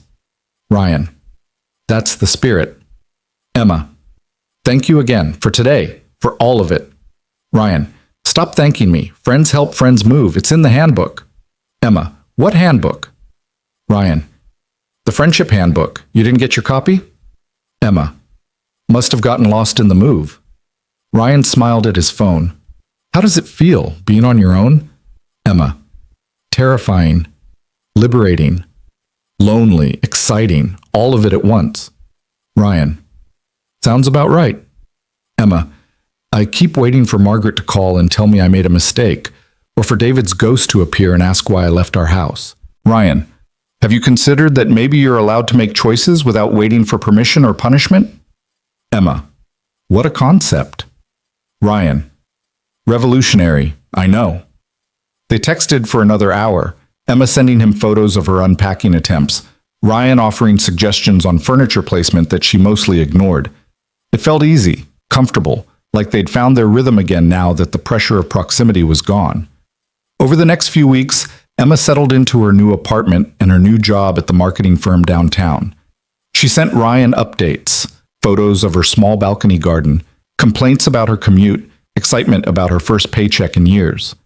Ryan focused on Macy's summer activities, his work deadlines, and not driving across town to check on Emma every time she mentioned feeling overwhelmed. They talked every few days, sometimes texts, sometimes calls after Macy was asleep. Emma told him about her coworkers, about the strange freedom of coming home to an empty apartment, about the ways grief snuck up on her at unexpected moments. Ryan told her about Macy's swimming lessons, about the client who kept asking for revisions on a project that had been perfect 3 versions ago, about the strange emptiness of the house next door that now had a new family moving in. "What are they like?" Emma asked one night in late June. "Young couple, 2 kids under 5, very loud. They introduced themselves and invited Macy over to play." "That's nice." "Yeah, it is." Ryan paused. "It's weird, though, seeing other people in your house, other kids in your yard. It's not my house anymore." "I know, but it still feels like it should be." Emma was quiet for a moment. "Do you miss me?" "Every day." "Good. I'd be offended if you didn't." Ryan laughed. "How's the whole figuring out who you are thing going?" "Slowly. I'm seeing a therapist. Margaret would have a field day if she knew." "What you tell Margaret is none of Margaret's business." "She called yesterday, asked how I was settling in. It was almost pleasant. Progress. Or she's planning something. I haven't decided which." July brought summer heat and Macy's 7th birthday, a small party at the house with 6 of her classmates, and enough sugar to power a small city. Ryan managed to not burn the birthday cake and counted it as a parenting win. Emma texted that evening, "Happy birthday to Macy. I can't believe she's 7. Ryan, "Neither can I. Time is weird." Emma, "I got her something. Can I drop it off sometime?" Ryan, "You don't have to do that." Emma, "I want to. I miss that kid." They arranged for Emma to come by on Saturday afternoon, a casual visit that felt momentous in its normalcy. When she arrived, Macy shrieked with excitement and threw herself at Emma in a hug that nearly knocked them both over. "Miss Emma, you're here! Dad said you moved away, but you're here!" Emma laughed, hugging Macy back. "I did move, but I'm not that far away. And I brought you a birthday present." Macy tore into the wrapped package to reveal a set of art supplies, fancy markers, sketch pads, colored pencils in more colors than Ryan knew existed. "This is amazing," Macy bounced on her toes. "Can I use them now?" "That's what they're for," Emma said. Macy disappeared to the dining room table to immediately start creating, and Emma and Ryan were left standing on the porch. "She's gotten bigger," Emma said. "Kids do that." "Smart ass," Emma smiled. "Can we talk for a minute?" They sat on the porch steps, the same spot where they'd had their honest conversation about attraction and timing, and Ryan felt the echo of that moment. "I've been thinking," Emma started, "about us, about the whole wait a year thing." Ryan's heart rate picked up. "Yeah? I think you were right. I needed time to figure out who I am without David, without the grief being the main thing defining me." Emma turned to look at him. "But I've also realized something. I'm never going to be completely not grieving. There's always going to be a part of me that misses him, that wishes things had been different. And if I wait until I'm completely healed to explore this thing between us, I'll be waiting forever." "Okay. So I was thinking maybe we could try something. Not dating exactly, not yet. But maybe we could have dinner sometime, as more than friends but less than a relationship. See how it feels when we're not in crisis mode." Ryan felt something unfold in his chest, warm and hopeful. "I'd like that." "Yeah? Yeah. But Emma, I need you to know, I'm not trying to replace David. I couldn't even if I wanted to. This is something different, something that's ours." "I know." Emma reached for his hand. "That's why I think it might actually work." They sat there on Ryan's porch holding hands while Macy created art inside, and the summer afternoon stretched out around them, and for the first time in months, Ryan let himself believe that maybe the timing was finally starting to align. Their first dinner happened on a Wednesday evening in mid-July. Ryan arranged for Tom to watch Macy overnight, telling his brother more with his nervous energy than with words. Tom had grinned and said, "About damn time," and didn't ask questions Ryan wasn't ready to answer. Emma chose a small Italian restaurant halfway between her apartment and Ryan's house, the kind of place with checkered tablecloths and candles and wine bottles and servers who'd been working there for decades. It was quiet, tucked away on a side street where the chances of running into anyone from the old neighborhood were minimal. Ryan arrived first, his palms sweating despite the air conditioning, feeling like a teenager on a first date even though he was 32 years old and had been married before. This felt different, though. Higher stakes. More fragile. Emma walked in 10 minutes later wearing a blue dress Ryan had never seen before, her hair down around her shoulders, and for a moment he forgot how to breathe. "Hi," she said, sliding into the seat across from him. "How you look beautiful." Emma's cheeks flushed. "You clean up pretty well yourself." They ordered wine, made small talk about the menu, danced around the weight of what they were doing until the server left and they were alone with the candle flickering between them. "I'm nervous," Emma admitted. "Is that stupid? We've known each other for over a year." "I'm nervous too." "Really?" "Really, this feels important." Emma reached across the table, her fingers brushing his.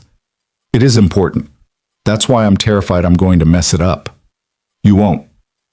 "You don't know that." Ryan turned his hand over, lacing his fingers through hers. "No. But I know you, and I know that whatever happens, we'll figure it out." They talked through dinner about everything except the past year. Emma's new job and the coworker who kept microwaving fish in the break room, Macy's obsession with learning to cartwheel, Ryan's ongoing battle with a client who wanted a logo that was somehow both minimalist and decorative. Normal conversation between two people getting to know each other, except they already knew each other in the ways that mattered. Over dessert, tiramisu they shared from the same plate, Emma said, "I told my therapist about you." "Yeah, what did you say?" "That there's this man who stayed when everyone else left, who helped me move and shoveled my driveway and brought me lasagna and never asked for anything in return." Emma took a bite of tiramisu. "She asked if I was in love with you." Ryan's heart stuttered. "What did you say?" "I said I didn't know. That I'm still figuring out what I feel versus what I think I should feel." Emma met his eyes. "But I told her I want to find out. And she said that was healthy, as long as I'm honest with myself and with you about where I am." "Where are you?" Emma set down her fork, considering. "I'm attracted to you. I care about you. I think about you more than I probably should. But I'm also still grieving David, still figuring out who I am as a widow, still untangling what's real feeling versus what's just needing someone to lean on." She paused. "Is that fair to you? Starting something when I can't promise I'm all in yet?" Ryan thought about it, really thought about it.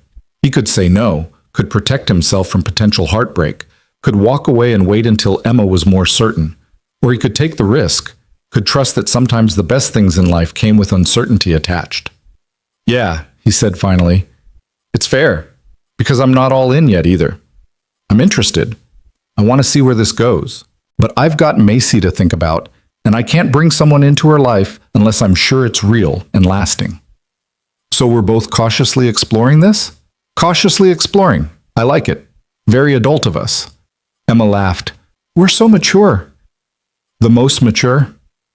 They finished dessert, and Ryan paid the bill despite Emma's protests, and then they were standing in the parking lot under summer stars, neither quite ready for the evening to end. "Can we do this again?" Emma asked. "Not wait another month? Maybe next week?" "I'd like that." Emma stepped closer, close enough that Ryan could count her freckles in the parking lot lights. "Can I kiss you, or is that moving too fast?" Ryan's answer was to close the distance between them, his hand cupping her face as he kissed her softly, carefully, like she was something precious that might break. Emma's arms went around his neck, and for a moment everything else fell away. Margaret's threats, neighborhood gossip, grief and guilt, and all the complications. For a moment it was just them, two people taking a chance on something that felt like it might be worth the risk. When they pulled apart, Emma was smiling. "Okay, that was worth waiting for." "Just okay?" "Fine. It was amazing. Don't let it go to your head." Ryan kissed her again, less carefully this time, and Emma made a small sound that shot straight through him. "We should stop," she said against his mouth, "before we get carried away in a parking lot." Probably wise. But neither of them moved, standing there wrapped around each other like teenagers, until someone walked by and they broke apart laughing. Ryan drove home with Emma's taste still on his lips, and a feeling in his chest he hadn't experienced in years. Hope mixed with possibility, mixed with the terrifying sense that he was stepping off a cliff and hoping someone had built a bridge. Over the next few weeks, they fell into a pattern. Dinner once a week, sometimes twice, if schedules aligned. Emma came by on Saturday afternoons to see Macy, bringing art supplies or books, or once a butterfly kit that resulted in Ryan's kitchen being invaded by caterpillars. They texted daily, called most nights after Macy was asleep, built something that felt solid even in its newness. August arrived with brutal heat, and Macy's return to school approaching. Ryan took her shopping for supplies, let her pick out a backpack with butterflies on it, listened to her chatter about being in second grade now, and how that made her practically grown up. "Is Miss Emma your girlfriend?" Macy asked one evening while they were eating dinner. Ryan nearly choked on his water. "What makes you ask that?" "She comes over a lot, and you smile different when she's here. Like how Tommy Anderson's dad smiles at his new wife." Ryan set down his fork, choosing his words carefully. "Miss Emma and I are good friends. We spend time together because we like each other." "But do you like her?" "When did you learn about, liking people?" "School. Emma Kay says her sister has a boyfriend and they like each other and kiss and stuff." Macy wrinkled her nose. "It's gross, but also kind of nice, I guess." Ryan took a breath. "Okay, yes. I like Miss Emma, but it's new and we're taking things slow, so I need you not to tell anyone yet, okay?" "Not even Elephant?" "Elephant can know, but no one else." Macy nodded seriously. "Okay. Can she come to my birthday party at school?" "Your birthday isn't until next year." "I know, but when it happens, can she come?" "We'll see." That night, Ryan told Emma about the conversation. They were at her apartment, a rare evening without Macy when Tom had taken her to a movie, and Emma was cooking dinner while Ryan sat at her small kitchen counter watching. "She asked if you're my girlfriend," he said. Emma looked up from the pasta she was stirring. "What did you say?" "I said we're taking things slow, that we like each other, but it's new." "How did she react?" "She wanted to know if you could come to her birthday party, which isn't until next March." Emma laughed. "I like her planning skills." She set down the spoon, came around the counter to where Ryan sat. "Are we taking things too slow? Be honest." Ryan pulled her between his knees, his hands on her waist. "I don't think so. I think we're being smart." "Smart is boring." "Smart is what keeps us from crashing and burning." Emma kissed him, slow and deep. "What if I want to crash a little bit?" "Emma, I know, Macy.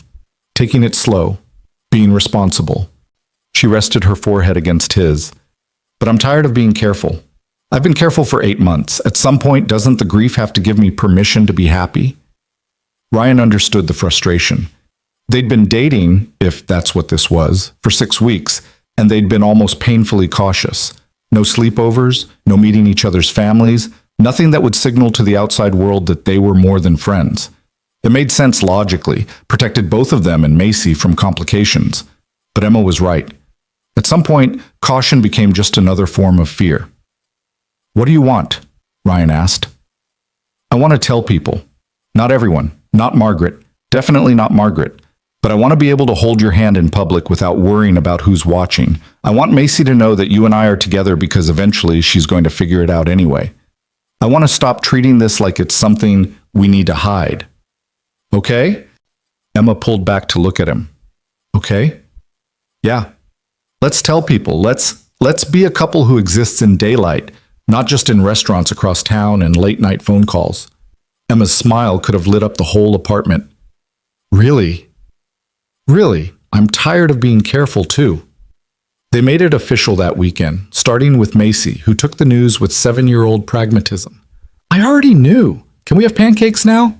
Tom was next, offering Ryan a beer and saying, "I'm happy for you, man. Just don't screw it up." "Helpful advice, thanks." "I'm serious. That woman is good for you. You smile more, stress less." Even Macy's noticed. Ryan had noticed too. The way his shoulders didn't carry as much tension. The way he looked forward to evenings instead of just surviving them. The way life felt fuller with Emma in it. They told Emma's friends from work over a group dinner, and while there were some raised eyebrows about the timeline, Emma's husband had been dead less than a year, most people were supportive. Her best friend Sarah, who worked in accounting, pulled Emma aside and said, "Are you sure about this? It's so soon." Emma's response was firm. "I'm sure I'm not going to apologize for finding happiness. David's gone. I can't bring him back by being alone forever." The real test came in September, when Emma got a call from Margaret. They were at Ryan's house, the three of them making dinner together. Ryan chopping vegetables, Emma stirring sauce, Macy setting the table with intense concentration. It felt domestic and normal and right, which is probably why Ryan's stomach dropped when Emma's phone rang and Margaret's name appeared on the screen. Emma looked at Ryan, her face going pale. "I should take this." She stepped into the living room, and Ryan tried not to eavesdrop while also completely eavesdropping. "Hi, Margaret." "Yes, I'm doing well. The apartment is great. Work is good." Emma's voice was careful, controlled. Then, "Actually, I'm glad you called. There's something I should tell you." Ryan's hand tightened on the knife he was holding. "I'm seeing someone. It's new, but it's serious, and I wanted you to hear it from me rather than through the neighborhood gossip." A long pause. Ryan could hear Margaret's voice through the phone, high and sharp, but couldn't make out words. "Yes, it's Ryan Miller, the neighbor." Emma's voice hardened. "And before you say anything, I need you to listen. I love David. I will always love David. But he's gone. And I'm not. And I refuse to spend the rest of my life alone because you think there's some arbitrary timeline for when I'm allowed to move on." More sharp words from Margaret. "That's not fair. Ryan was kind to me when I was drowning. He didn't take advantage, didn't push, didn't do any of the things you accused him of. He was just there. And now I'm choosing to be with him because he makes me happy, and I deserve to be happy." Ryan could hear Margaret yelling now, loud enough that Macy looked up from her carefully arranged silverware with worried eyes. "I understand you're upset," Emma said, her voice shaking but firm. "But this isn't your decision to make. I'm not asking for your permission or your blessing. I'm telling you as a courtesy because you are David's mother, and I respect that. But if you can't be supportive, or at least civil, then I think we need some distance." Margaret's response was loud enough that Ryan heard the word disgrace clearly. Emma's response was quiet, but final. "Then I guess we need distance. Goodbye, Margaret." She ended the call and stood there for a moment, her shoulders shaking, before Ryan crossed the room and wrapped his arms around her. "I'm sorry," he said into her hair. "Don't be. That needed to happen." Emma pulled back, wiping at her eyes. "She's going to tell everyone, David's family, his friends, people at his old company. She's going to make me out to be the woman who replaced her husband before he was cold in the ground." "Let her. People who matter will understand." "Will they? We started this relationship less than a year after David died. That looks bad, Ryan. You know it does." Ryan cupped her face in his hands. "I don't care how it looks. I care how it is. And how it is two people who found each other in terrible circumstances and chose to build something good. There's nothing shameful in that." Macy appeared at Ryan's elbow, elephant tucked under her arm. "Miss Emma, are you sad?" Emma crouched down to Macy's level. "A little bit, sweetie. Sometimes grown-ups have hard conversations." "Is it about Mr. David?" Emma looked surprised. "How did you know about Mr. David?" "Dad told me when you were sad before. He said Mr. David was in heaven now, and you missed him." "That's right. I do miss him, but I'm also happy now with you and your dad. Is that okay?" Macy considered this with her characteristic seriousness. "My mom went away and Dad was sad for a long time, but now he smiles more because of you, so I think it's okay to be sad about people who left and happy about people who stayed." Emma's eyes filled with tears again, but this time she was smiling. "You're pretty smart, you know that?" "Dad says I get it from him." "I say you get it from your stubbornness," Ryan corrected, "which you also got from me." They ate dinner together, the three of them, and if there was a weight hanging over the evening from Margaret's call, they chose not to let it ruin the moment. After Macy went to bed, Ryan and Emma sat on the couch and talked about what came next. "She's going to make trouble," Emma said. "I know her. She'll call David's family, tell them I've disrespected his memory. Some of them will believe her, and some won't. The ones who matter will see that you're living your life, not erasing his. I should call David's sister, Rachel. We were close before he died. She deserves to hear this from me." Emma made the call that night, and Rachel's response was kinder than Margaret's had been. "I'm happy you're happy, Emma. David would want that too. Mom's she's struggling. Give her time. Time. The thing they'd been given and taken and used to build something fragile and real.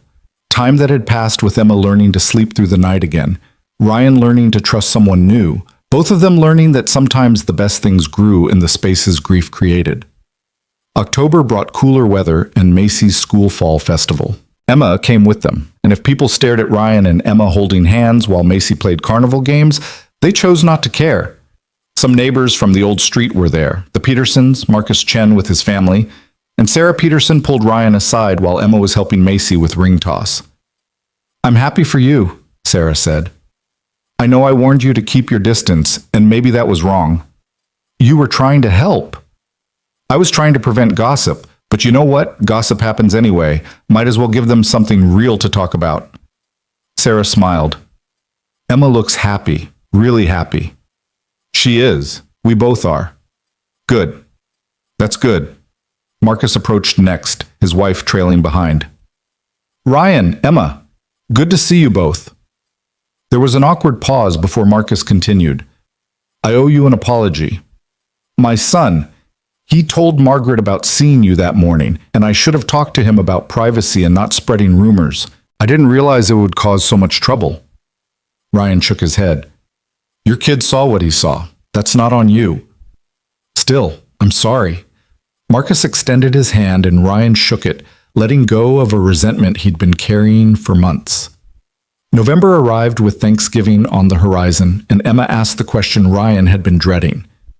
"What are we doing for Thanksgiving?" They were at her apartment, cooking dinner together in the small kitchen that had become familiar territory. Ryan chopped onions while Emma seasoned chicken, a domestic routine that felt more significant than it probably was. "Tom invited us upstate," Ryan said. "Like every year. What about you?" "I was supposed to go to my parents in Connecticut, but they called yesterday and said Margaret is coming, and maybe it would be better if I skipped this year to avoid drama." Ryan set down the knife. "They disinvited you because of Margaret?" "They didn't disinvite me exactly. They just strongly suggested that my presence might make things uncomfortable." Emma's voice was tight. "My own parents choosing David's mother over me. That's not okay. It's family politics. Margaret has been close with my parents for years. They're trying to keep the peace. By excluding their own daughter?" Emma shrugged, but Ryan could see the hurt in her eyes. "It's fine. I'll just stay here. Have a quiet Thanksgiving alone." "No, you won't. You're coming with us." Emma looked up. "To your brothers?" "Ryan, that's a family thing. I don't want to impose." "You're not imposing. You're my girlfriend. That makes you family." Ryan crossed to her, pulled her into his arms. "Besides, Tom already assumed you were coming. He told Linda to set an extra place." "He did?" "He did. Because unlike your parents, my family understands that you deserve support, not exile." Emma buried her face in his shoulder. "I don't know what I did to deserve you. You survived something impossible. You chose to keep living. That's what you did to deserve happiness." Thanksgiving at Tom's house was loud and chaotic and perfect. Macy played with her cousins while Ryan helped in the kitchen, and Emma charmed Linda with stories about her disastrous first attempts at cooking in her new apartment. Tom pulled Ryan aside before dinner and said, "She fits. With you, with Macy, with all of this. Don't let her go." "I don't plan to." "Good, because Linda already likes her better than she likes you."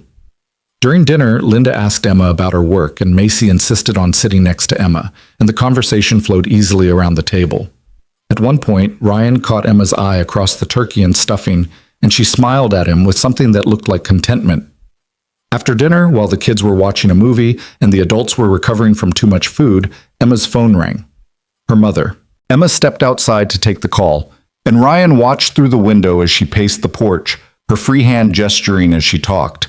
When she came back inside 15 minutes later, her eyes were red, but her expression was lighter. "My mom apologized," Emma said quietly. "Said she'd been wrong to prioritize Margaret's feelings over mine. Said she wants me to come for Christmas, with you and Macy if we want." "That's good." "Yeah." Emma leaned against Ryan's shoulder. "She said something else too. She said David called her once from a business trip, maybe 6 months before he died. Told her that if anything ever happened to him, he wanted me to be happy. Wanted me to find someone who would take care of me." Emma's voice caught. She said she forgot about that conversation until today, when she realized she was dishonoring his wishes by pushing me away. Ryan wrapped his arm around her. He sounds like he was a good guy. He was. And I think he would have liked you. You're both the kind of men who show up when people need you. December arrived with early snow and Christmas decorations going up around the neighborhood. Emma and Ryan took Macy to cut down a Christmas tree, the three of them trudging through a tree farm in the cold while Macy debated the merits of various pines. They chose one that was too tall for Ryan's living room, and the farm had to cut 2 feet off the bottom, but Macy declared it perfect. They decorated it together one Saturday afternoon, Emma having brought over a box of ornaments from her apartment. Some were new, things she'd bought for her fresh start, but some were old, ornaments from the house she'd shared with David. "Is it weird?" Emma asked as she hung a glass snowflake. "Having his ornaments on your tree?" Ryan hung a paper angel Macy had made in kindergarten next to it. "No, they're part of your story, and your story is part of what I love about you." Emma turned to look at him. "What did you just say?" Ryan realized what he'd said, the word that had slipped out naturally. Love. He could backtrack, could claim he meant something else, could run from the vulnerability of the admission, or he could be honest. "I love you," he said clearly. "I know it's only been a few months. I know the timing is complicated, but I love you, Emma Lawson." Emma set down the ornament she was holding and crossed to him, her hands framing his face. "I love you too. I wasn't sure if I was allowed to, if it was too soon or too complicated or disrespectful to David's memory. But my therapist says love isn't a finite resource, that loving you doesn't mean I loved him less, and I'm choosing to believe that." They kissed surrounded by Christmas lights and half-decorated tree, and Macy shouted from the kitchen, "Are you kissing again? That's gross." "Get used to it, Bug," Ryan called back. "Never." But when Macy came into the living room a moment later, she was smiling. Christmas came with Emma spending the night on Christmas Eve, her first sleepover, Macy asleep upstairs while Ryan and Emma assembled presents and drank wine and talked about the future in vague, hopeful terms. They woke early to Macy's excited shrieks, opened presents in pajamas, made pancakes because it was Christmas, and every day could be pancake day if you wanted it to be. In the afternoon, they drove to Connecticut to Emma's parents' house, where Emma's mother hugged them all too tight, and her father grilled Ryan about his intentions, and Emma's younger sister declared the whole thing romantic as hell. Margaret wasn't there. She'd sent a card to Emma's parents with no return address, just a brief note saying she needed time. It wasn't forgiveness exactly, but it was space, which was something. New Year's Eve found them at Emma's apartment, Macy asleep in Emma's bed while Ryan and Emma sat on her small balcony wrapped in blankets, watching fireworks in the distance. "Last year at this time, I thought my life was over," Emma said quietly. "I couldn't imagine a future that didn't include David. Couldn't imagine being happy again. And now? Now I'm sitting on a balcony with a man I love, my heart full in ways I didn't think were possible anymore." Emma turned to look at him. "You saved me, Ryan Miller." "No, you saved yourself. I just happened to be there when you did it." The fireworks exploded in bursts of color, and Emma kissed him as the new year began, and Ryan thought about how strange life was, how tragedy and timing could intersect to create something beautiful, how grief could make space for new love without erasing old love, how sometimes the best things came from the worst circumstances.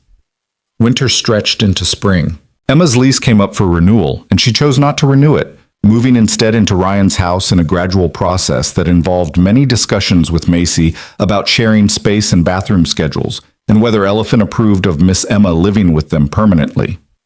Elephant approved. They blended their lives slowly and carefully, Emma keeping her own bedroom at first before that fiction became unnecessary, and her room became a home office instead. They navigated the awkwardness of merging households, whose dishes to keep, how to combine furniture, whether Emma's obsessive labeling system for the pantry was helpful or insane. Macy adapted with the resilience of children, occasionally asking about her mom, but mostly accepting that her family now included Miss Emma, who wasn't Miss anymore, just Emma, who made really good cookies and helped with homework and tucked her in at night sometimes when Dad was working late. On a Saturday in April, almost exactly a year after Emma had sold her house and moved away from Maple Street, they drove back to the old neighborhood. The family who'd bought Emma's house had painted it a different color, had added a swing set in the backyard, had made it theirs in all the ways that mattered. They stood on the sidewalk looking at it, Ryan's hand in Emma's, and Emma said, "I don't miss it. Isn't that strange? I thought I would always miss it, but standing here, all I feel is gratitude that I got to leave. It's not strange, it's growth. David and I chose that house together. We were going to raise our kids there. It was supposed to be forever. But it wasn't, and that's okay." Emma squeezed his hand.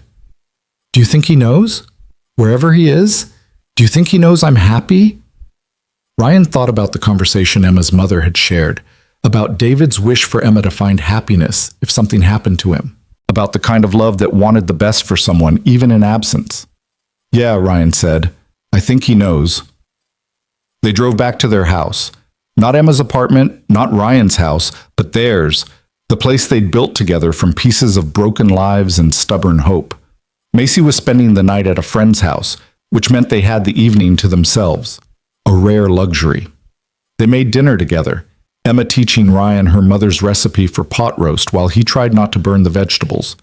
They ate on the back porch as the sun set, talking about Macy's upcoming 8th birthday, about Emma's potential promotion at work, about whether they should finally replace the ancient dishwasher or continue to pretend it worked.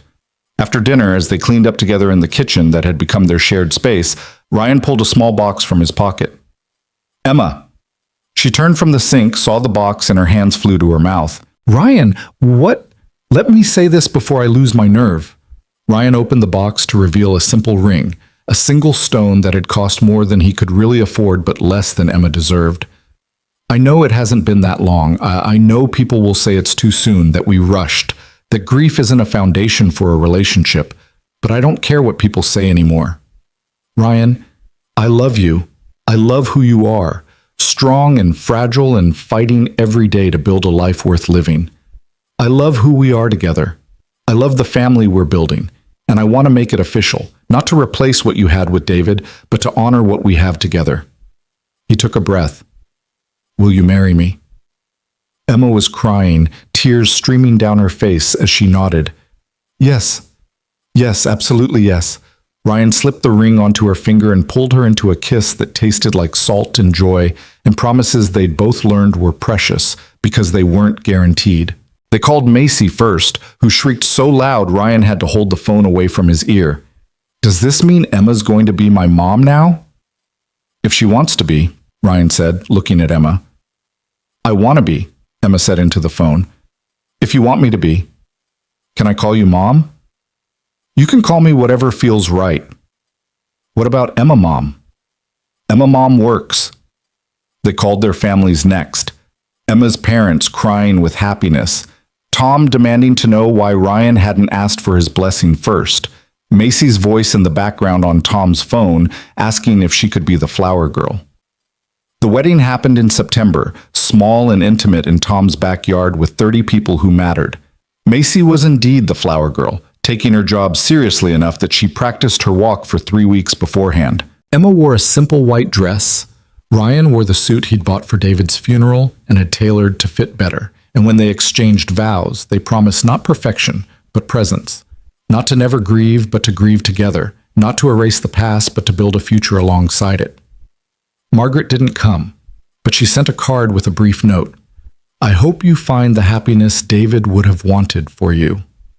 Wasn't forgiveness exactly, wasn't acceptance of Ryan or the timeline or the way Emma had chosen to move forward, but it was acknowledgement. It was something. The reception was loud and joyful, Macy dancing with anyone who would dance with her, Emma laughing as Tom told embarrassing stories about Ryan's childhood, Ryan watching his new wife with wonder that this was actually his life now. Later, after the guests had gone home and Macy was asleep upstairs in Tom's guest room, Ryan and Emma stood in the backyard under strings of lights, swaying to music only they could hear. "Thank you," Emma said quietly. "For what?" "For staying. That first night when I asked you to, and every night since. For not giving up when it got complicated. For loving me through the mess. You did the same for me." "Did I?" "Yeah. You reminded me what it felt like to be chosen, to be someone's person. I'd forgotten that after Jessica left." Emma pulled back to look at him. You're my person, Ryan Miller. You and Macy both, my second chance at family. Not second chance, new chance. Different doesn't mean less. They danced in the quiet backyard, two people who'd found each other in the wreckage of before and built something beautiful in the after. The lights glowed warm above them. The September air was soft and perfect. And somewhere in the house, their daughter, because Macy was theirs now legally and completely, slept safe and loved. 2 years later, on a winter evening that felt like an echo of other winter evenings, Ryan came home from grocery shopping to find Emma in the kitchen making cookies. Macy was at the table doing homework, and the house smelled like sugar and cinnamon and home.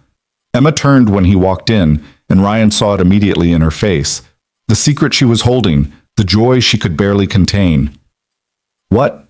He asked, setting down grocery bags. Emma glanced at Macy, then back at Ryan. Can we talk for a minute? They stepped into the living room and Emma pulled a small stick from her pocket.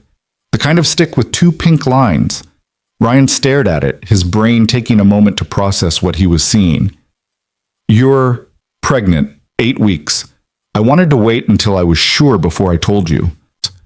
Ryan pulled her into his arms, laughing and crying at the same time. We're having a baby. We're having a baby. Macy appeared in the doorway, suspicious. What's going on? Emma crouched down to Macy's level. How would you feel about being a big sister? Macy's eyes went wide. Really? I'm going to have a baby sister? Or brother, we don't know yet. I hope it's a sister. Brothers are probably gross. Macy threw her arms around Emma. This is the best day ever. The baby came in early summer, a boy they named David Ryan Miller, honoring both the past and the present. Emma's parents came to help for the first week, and Margaret sent a card with a check and a note that said simply, "Congratulations." Macy took her big sister responsibilities seriously, helping with bottles and diapers and singing lullabies she made up on the spot. Ryan watched his family, his wife, his daughter, his son, and marveled at how far they'd come from that terrible Sunday when everything changed. Life wasn't perfect. Emma still had hard days when grief ambushed her, when she missed David with an ache that took her breath away. Ryan still worried about money and work and whether he was being a good enough father to 2 kids. Macy still had moments when she asked about her biological mother, and Ryan had to navigate those conversations carefully. But they had each other. They had a home filled with laughter and chaos and love. They had proof that endings could become beginnings, that loss could make space for new life, that sometimes the most broken people built the strongest things. On the first anniversary of their wedding, Emma found Ryan in the nursery late at night, holding their sleeping son and looking out the window at the house across the street where a new family was just moving in. "What are you thinking about?" Emma asked quietly, joining him at the window. "I'm thinking about how none of this was supposed to happen, how you weren't supposed to lose David, how I wasn't supposed to fall for my grieving neighbor, how all of this came from tragedy. And I'm thinking that I wouldn't change it, not the grief or the gossip or Margaret's threats or any of it, because it led us here." Emma leaned her head on his shoulder. "That's either very wise or very messed up. Probably both." They stood there in the quiet nursery, watching their son sleep, and Ryan thought about beginnings and endings and all the messy, beautiful space in between. Thought about how sometimes kindness in the darkness became love in the light. Thought about how patience and presence could build something stronger than any fairy tale romance. Outside, the new neighbors were unloading boxes in the driveway. Tomorrow, Ryan would probably go over and introduce himself, offer to help carry furniture, be the kind of neighbor someone had needed once upon a time. The kind of neighbor who showed up and stayed and proved that sometimes, against all odds and logic and reasonable timelines, broken people could build extraordinary things together. Emma shifted the baby to her other arm. "Come on, let's go to bed. Macy has soccer in the morning, and someone will be awake crying by 3 a.m. Macy or the baby? Could be either, honestly. They put David in his crib, checked on Macy, who was sleeping with elephant under one arm and a new stuffed giraffe under the other, then went to their room, their shared space, their safe harbor, their beginning that came from someone else's ending. Ryan pulled Emma close and she settled against him the way she had 100 times before, her breathing evening out almost immediately. He stayed awake a little longer, listening to the sounds of his family sleeping, feeling the weight of blessings he'd done nothing to deserve except show up and stay. In the darkness, he whispered a thank you to the universe, to David for loving Emma enough to want her happy, to Jessica for leaving and making space for this, to himself for having the courage to reach out when it would have been easier to stay distant.